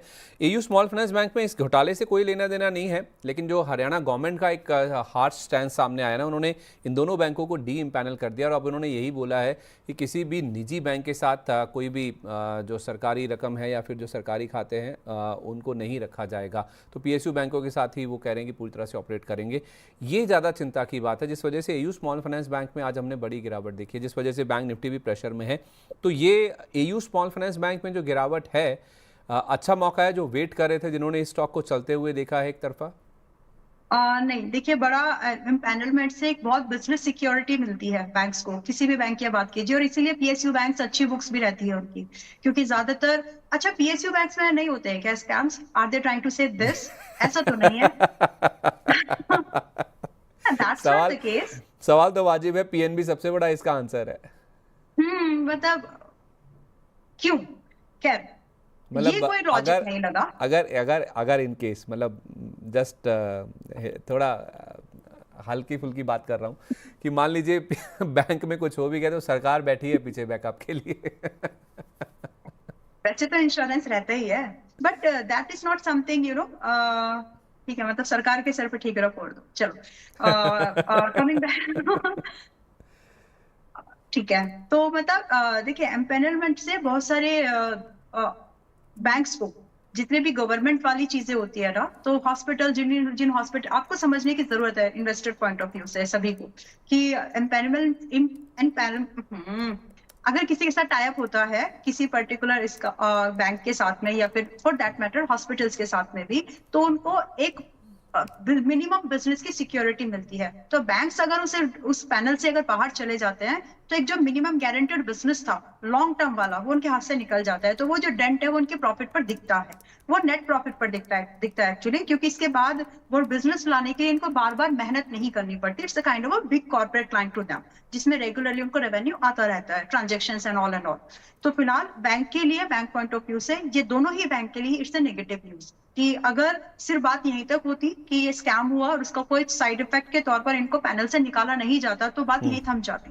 लेकिन क्योंकि इनके बिजनेस पर डेंट पड़ेगा इस बात का, और ये तो एक सरकार ने किया है, मतलब एक स्टेट गवर्नमेंट ने किया है, अगर बात थोड़ी आगे बढ़ी तो माइट पॉसिबिलिटीज कि दूसरी सरकारें भी, यानी दूसरी स्टेट गवर्नमेंट्स भी इनके अगेंस्ट में थोड़ा सा कॉशियस हो, इनके लिए थोड़ा सा कॉशियस अप्रोच ले आए। सो उसकी वजह से फिलहाल है अनसर्टिनिटी, और इसीलिए आप थोड़ा सा रुक जाएंगे तो और बेहतर है। मुझे लग रहा था 950 के पास इसमें पैसा लगाना चाहिए, लेकिन नहीं, न्यूज जो है वो थोड़े से इनके बिजनेस को डेंट करेगी। मैं थोड़ा सा क्लैरिटी के लिए रुकना चाहूंगी कि और कुछ नया तो कुछ नहीं आ रहा है डाउन द लाइन 1 मंथ। और रही बात की प्राइस कहां तक आ सकते हैं, 900 रुपए, अब लग रहा है कि 900 रुपए भी आएगा। ठीक है, तो 65 से 62 आईडीएफसी फर्स्ट बैंक की रेंज है, लेकिन एयू स्मॉल फाइनेंस बैंक में अगर आप वेट कर ले तो आपके लिए ज़्यादा बढ़िया। फिलहाल खरीदारी की कोशिश आप ना करें। अच्छा, आज का एक्सीडेंट अगर कोई स्टॉक है ना तो वह है यूपीएल का। यूपीएल में शुक्रवार को बाजार बंद होने के बाद इन्होंने जो स्कीम ऑफ अरेंजमेंट या फिर रिस्ट्रक्चरिंग का ऐलान किया था, ये 3 step actually scheme of arrangement है या फिर रिस्ट्रक्चरिंग है, जिसमें होगा क्या कि कंपनी से जो इंडिया क्रॉप प्रोटेक्शन बिजनेस है, इस कंपनी से यानी कि यूपीएल से, वो उसका डीमर्जर होगा और उसको क्रॉप प्रोटेक्शन बिजनेस को यूपीएल सस्टेनेबल एग्री से जोड़ दिया जाएगा। और ये जो यूपीएल है जो लिस्टेड कंपनी है, और एसएएस यानी कि सस्टेनेबल एग्री सॉल्यूशंस, ये 2 कंपनियां अलग अलग लिस्टेड एंटिटीज़ के रूप में कामकाज करेंगी। अब 2 स्कीम ऑफ अरेंजमेंट हैं इसमें, 2 शेयर होल्डर्स को शेयर जारी किए जाएंगे। एक तो यूपीएल एसएएस के 48 शेयरों के बदले में इस कंपनी की ओर से यानी कि यूपीएल की ओर से 1000 शेयर जारी किए जाएंगे, और दूसरा यूपीएल क्रॉप प्रोटेक्शन के 213 शेयरों के बदले में यूपीएल ग्लोबल की ओर से 1000 शेयर जारी किए जाएंगे। अब एक तो ये जो रेशोस आए हैं वो बाजार को पसंद नहीं आया, और दूसरा नोआमा ने तो स्टॉक को डाउनग्रेड कर दिया, रेटिंग घटाकर होल्ड कर दी और टारगेट भी घटाकर कर दिया है 816 रुपये का। अब यूपीएल में जो इतनी बड़ी डबल डिजिट लॉसेस आज दिख रहे हैं, गिरावट दिख रही है, उसमें क्या करना चाहिए? थोड़ा सा कॉशियस आप हो जाइए। 600 रुपए और 590 आना है इसको भी, एंड वहां पर फिर पूछने की भी जरूरत नहीं है, 590 आने पर खरीद भी लेना चाहिए, क्योंकि सेक्टर से भी सस्ता हो जाएगा। एंड जो भी ये न्यूज का इम्पैक्ट है, डीमर्जर्स का जो इम्पैक्ट है, वो सब कुछ वहां पर शांत हो जाएगा। एंड कहीं ना कहीं देखिए, मतलब ये स्टॉक रिएक्ट करता हुआ जब जैसे ही ये क्लैरिटी मिल गई कि जो इम्पोर्टेड एग्रो है इन सबको अलग अलग मर्ज करके दिखाया जा रहा है, तो मार्केट के या फिर इन्वेस्टर को एक क्लैरिटी मिल गई है कि एक मतलब ओके लेट्स से दिस कि जो एग्रो इंपोर्ट होगा इंडिया पे, उसका इम्पैक्ट कहीं ना कहीं कंपनी के मार्जिन्स पर दिखेगा। And they don't want to, उसको एक साथ रखने की जरूरत नहीं है, पूरे ब्रांड को एक जैसे इम्पैक्ट नहीं करते, जिस चीज का इम्पैक्ट है उसको अलग से हैंडल करते हैं। सो this is kind of things is happening. तो फ्यूचर में एग्रो वाली कंपनीज को लेकर के आपको थोड़ा सा, जो एग्रो पर या तो इंपोर्ट या एक्सपोर्ट कर रही है, आपको थोड़ा सा कॉशियस रहने की जरूरत है, जब तक कि चीजें black and white on paper नहीं हो जाती। सुपर, ठीक है, ओके। एक बार मैम इसके साथ साथ ना डिक्सन टेक को भी देखिए। डिक्सन टेक का ना मैं चार्ट देख रहा था, ये स्टॉक लगातार पिछले 5 दिन से गिर रहा है। ये अगर आप 16 फरवरी का प्राइस देखें ना तो 11,750 के ऊपर था, आज ये 10,677 के आसपास है, 10,650 भी टूटा है इसमें। तो बड़ी गिरावट है जो कि पिछले 1 2 3 4 5 दिन में हमने देखी है। जो बढ़ती ड्रैम कीमतें हैं ना मैम, DRAM कीमतें हैं, वो निवेशकों के लिए एक चिंता का विषय बनी हुई है। अब इससे होगा क्या कि जो प्राइस बढ़ रहे हैं, ड्रैम के प्राइजेस जो ऊपर जा रहे हैं, उससे स्मार्टफोन वॉल्यूम्स के ऊपर इम्पैक्ट आ सकता है। ये एक चिंता है जिस वजह से स्टॉक की पिटाई हम देख रहे हैं। अब मॉर्गन स्टैनली की एक रिपोर्ट आई है जिसमें उन्होंने अंडरवेट की रेटिंग दी है इस स्टॉक को लेकर, और जो टारगेट प्राइस दिया है वो 8,157 रुपये का है।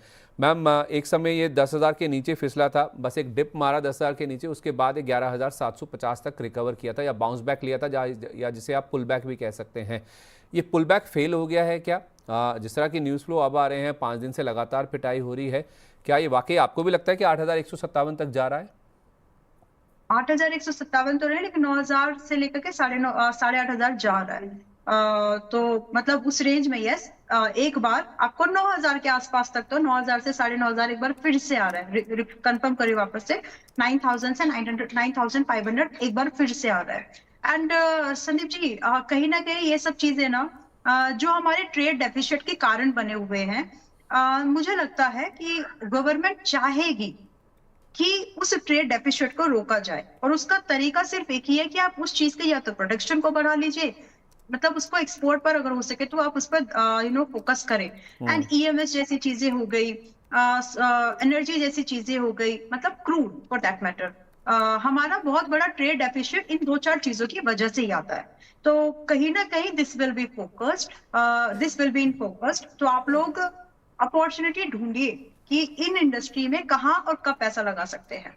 तो ईएमएस इंडस्ट्री हो गई या फिर आपकी आईटी इंडस्ट्री हो गई, तो थोड़ा सा उसको क्लोजली वॉच करो, क्योंकि गवर्नमेंट चाहेगी, कोई भी गवर्नमेंट में, मतलब I am not saying current government, अगर कोई बाद में भी आता है, दे विल आल्सो ट्राई कि जहां से हमको ट्रेड डेफिसिट मिल रहे हैं हम उसको कैसे कंट्रोल करें। तो ये चीजें अब इसमें जो मैन्युफैक्चरिंग है अगर खुद से यहाँ पर होने लगा तो इन फायदा होगा। तो kind of a big commitment ahead, future में बड़े कैपेक्स, पीएलआई, ये सब चीज होंगी, तो इनमें एक बड़ा बूम या बड़ा रिवाइवल हम लोग फ्यूचर में देख पाएंगे। बट अभी की स्थिति बस ऐसी है कि 10,650-60 पर ये है, 9 से 9,500 की तैयारी वापस है। एंड सिमिलर थिंग आप निफ्टी आईटी स्टॉक्स को भी थोड़ा सा वैसे ही नजर से देखो। पुल बैक का मतलब पुल बैक ही होता है कि उसको वापस से दोबारा आना है और अपने आप को प्रूव करना है। ठीक है, परफेक्ट है। तो फिर मैम सवाल ये है कि जिनके पास रखा है वो क्या करें इन शॉर्ट? देखिए, अगर आप बहुत ज्यादा लॉस में नहीं है और आपका विजन क्लियर है कि आप इस इंडस्ट्री की इंपॉर्टेंस को समझते हैं, तो आप बने रहो। अदरवाइज अगर आपका टेम्परामेंट है इन्वेस्टर ट्रेडर वाला, मतलब आप लेस देन 1 ईयर की बेट्स को ढूंढते हैं, so I don't think that this is the right time you to hold such things. Time लगेगा इनको, और बहुत टाइम भी लग सकता है। मोरपिन लैब्स का क्या करें? आज हमने 20% तक का उछाल देखा है। एक ना मल्टी ईयर इनको सीडीएमओ ऑर्डर मिला है 825 करोड़ रुपए का, जिसकी अगले 4 से 5 महीने में सप्लाई शुरू हो जाएगी। मैनेजमेंट ने तो यहाँ तक कहा है कि शायद ये अपनी कैपेसिटीज एक्सपैंड करने के बारे में भी सोचें। तो मोरपिन लैब्स मैम बहुत वन डे अफेयर टाइप का शेयर है ये, आपको लगता है कि सस्टेनेबल है? कैसे अप्रोच करें इसको? ये सस्टेनेबल है, लेकिन क्योंकि आज ही 18-20% का मूव इसने प्रीवियस क्लोजिंग के ऊपर कर दिया है, तो एक्सपोजर भी आप अपना उस हिसाब से डिसाइड कर लीजिए, रिड्यूस कर लीजिए। बट आगे के लिए मुझे बिल्कुल अभी 40 रुपए 66 पैसे के आसपास है, 52 and 60 are the very possible target. अगर आपको कैरी करना है कुछ अच्छा इस मार्केट में, तो आप मोरपिन लैब को देख सकते हैं।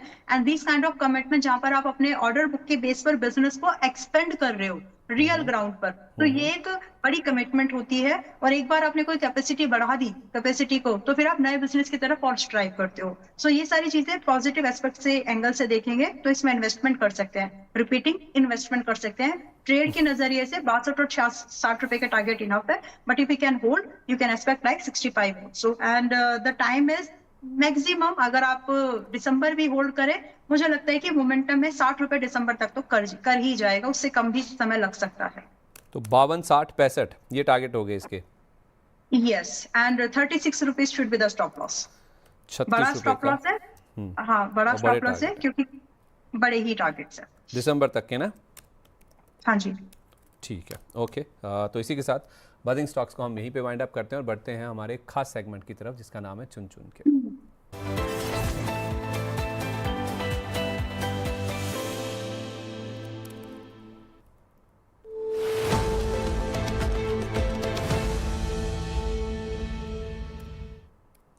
बताइए मैम, कौन से सेगमेंट, कौन से स्टॉक्स पर ज़्यादा फोकस आप कर रही हैं? और अगर आप आईटी को भी एड्रेस कर दें, क्योंकि सवाल बहुत आए हैं, क्या ये वैल्यू अपॉर्चुनिटी दे रहा है सेक्टर? आईटी में 29,000 आने दीजिए, आईटी इंडेक्स को ट्रैक करिएगा और निफ्टी आईटी में 29,000 आने दीजिए। एंड जब ये आ जाएगा तो उस बीच में कुछ नया अफेयर तो नहीं आ गया ग्लोबल मार्केट से, वो हमको ट्रैक करना है। ग्लोबल मार्केट मतलब ट्रम्प, नथिंग एल्स। तो मतलब वहां से कुछ नए अनाउंसमेंट्स तो नहीं आ रहे हैं। अगर नथिंग इज न्यू तो 29,000 जैसे हमारा निफ्टी आईटी आता है, वहां पर हम टीसीएस, इन्फोसिस और परसिस्टेंट, LTMI इन जैसे स्टॉक्स को खरीदना शुरू कर सकते हैं ऑन अ स्कैटर्ड मैनर, या फिर आज खरीदा तो 2 साल के लिए भी फिर रख सकते हैं। आज मतलब 29,000 आने के बाद। तो जब उसको खरीदा तो 2 इयर्स के लिए भी आप रख सकते हैं, but as of now don't touch it, क्योंकि 29,000 आना है मतलब बहुत आसानी से आना है। और इस बीच में मुझे इस मार्केट में there are 2 stocks which I am liking, और धीरे से वो स्टॉक अपनी जर्नी की तरफ निकल चुका है। One is IRCTC। Sandeep ji, मैंने पिछली बार भी 2-3 बार I जब भी remember. आपसे बातचीत हुई है बोला है कि IRCTC समथिंग जो कि चल रहेगा, है ना। तो अभी 620 पर भी बोला था कि ले लीजिए, 625 पर भी बोला, 630 पर भी बोला, और अभी 647 पर आज भी है। अभी लेने के लिए आप ले सकते हैं। स्टॉप लॉस आप 600 रुपए पर मेंटेन करिएगा, क्योंकि पहला टारगेट मैंने 660 दिया था 620-30 पर लेने के बाद में। तो अब यहाँ पर आप पहला टारगेट थोड़ा सा एक्सटेंड कर लीजिए, which is likely to hit कि 660 से 670, डिपेंड करते हैं कि आपकी बाइंग किस हिसाब की है, बट 670 आप टारगेट के तौर पर फिर से देख सकते हैं कि इसमें आ जाएगा। दूसरा 715 से 720 की रेंज का टारगेट है जो कि आ जाना चाहिए। नजरिया इन 2 टारगेट के लिए तो सिर्फ 2 ही महीने का है, but if you can hold 750 से 780 भी ये जा सकता है, विच इज लाइक कि अदर बहुत सारी चीजें लगेगी, बट 715 तक का तो मुझे लगता है कि स्ट्रेच कर लेगा। दूसरा बैंक है कोटक, एक दूसरा स्टॉक है कोटक बैंक। कोटक बैंक मैंने 420 पर रिकमेंडेशन पे दिया था और 415 पर भी, अभी 431 पर है, but this is not something to trade. आप इसको इन्वेस्टमेंट के आइडिया के तौर पर देखिए। स्टेबल बैंक लगता है। बैंकिंग में, प्राइवेट बैंक में अगर आप आज ढूंढ रहे हो जो कि लेने से ऊपर जाएगा ना कि गिरेगा, तो इस लिस्ट में मुझे फिलहाल कोटक बैंक क्वालिफाइड लगता है। कोटक बैंक में 430 के आसपास अगर आप इसको खरीदते हैं तो 455 से लेकर के 480 485 एक्चुअली 485 आपके बेयर मिनिमम टारगेट होंगे जो कि आप देख पाएंगे, और सिर्फ 3 क्वार्टर्स का या फिर उससे भी कम समय आपको लगेगा, शायद 6 महीने ही आपको लगे। तो ये व्यू है। दोनों ही स्टॉक्स मुझे ठीक ठाक लग रहे हैं। One stock is like breakout for the investment purpose, one is like you are buying at bottom, जिसमें कि नई रैली की शुरुआत होगी, एंड बाय द टाइम ये लोगों के ब्रेकआउट पैटर्न्स में आएगा, उस समय तक ऑलरेडी आप एक अच्छे खासे प्रॉफिट पर बैठे होंगे, लगभग 10 से 15% के। दोनों के स्टॉप लॉस बताइए। 600 है IRCTC, एंड कोटक बैंक में जरूर आपका स्टॉप लॉस मेंटेन कर लीजिए 407 रुपए 407 का। तो 6 से 9 महीने के लिए आप कह रहे हैं कि आपको कोटक बैंक खरीदना चाहिए। 455 485 ये आपके टारगेट हैं, और स्टॉप लॉस आपका 407 रुपये होना चाहिए। ये स्टॉक आपको 6 से 9 महीने होल्ड करना है, यानी कि 2 से 3 क्वार्टर के लिए। और 2 महीने के लिए IRCTC 647 ये प्राइस है जहां पर आपको लेना है। 670 720 720 ये आपके टारगेट प्राइस होंगे, और 600 रुपये पर आपको स्टॉप लॉस मेंटेन करना है। बहुत शुक्रिया मैम आपका अपना कीमती समय आज हमारे साथ शेयर करने के लिए। काफ़ी सारे स्टॉक्स को लेकर बातचीत हुई है, आपने 2 स्टॉक्स रेकमेंड भी किए हैं। इनमें कोई डिस्क्लेमर? बहुत सारे स्टॉक्स हैं एक्चुअली जो इस पूरे 1.5-2 आवर्स में हम लोगों ने डिस्कस किया है, बट टू बी स्पेसिफिक मैं इनमें से कोई स्टॉक मेरे पर्सनल पोर्टफोलियो में एज ऑन डेट तो नहीं है। इनमें से कोई स्टॉक मेरा पोर्टफोलियो में नहीं है, और वैसे भी आई एम ट्राइंग कि मैं ETFs की तरफ शिफ्ट हो जाऊं, ताकि ये कलेश या क्लैश जो भी बोलना है फ्यूचर में हो ही रहा। बाकी ट्रेडिंग एंड इन्वेस्टमेंट है सब्जेक्ट टू मार्केट रिस्क, तो उसको समझते हुए काम करिए। अपने फाइनेंशियल एडवाइजर थोड़ी बहुत ही फी लेते हैं, जैसे एक फैमिली डॉक्टर हायर करते हैं आप लोग या उसके पास जाते हैं, हो सके तो फाइनेंशियल एडवाइजर की सलाह भी ले लीजिए। पैसों को सही दिशा से हैंडल करने में हेल्प कर देते हैं। So guidance is always important if it is coming from the right resource. Thank you so much. Thank you so much ma'am अपना कीमती समय हमारे साथ शेयर करने के लिए। एंड उम्मीद है कि जो सलाह आपने दी है, जो लेवल्स आपने दिए हैं, वो हमारे दर्शक स्ट्रिक्टली फॉलो करेंगे। प्रतिभूति बाजार में निवेश बाजार जोखिमों के अधीन है। निवेश करने से पहले सभी संबंधित दस्तावेजों को ध्यान से पढ़ें।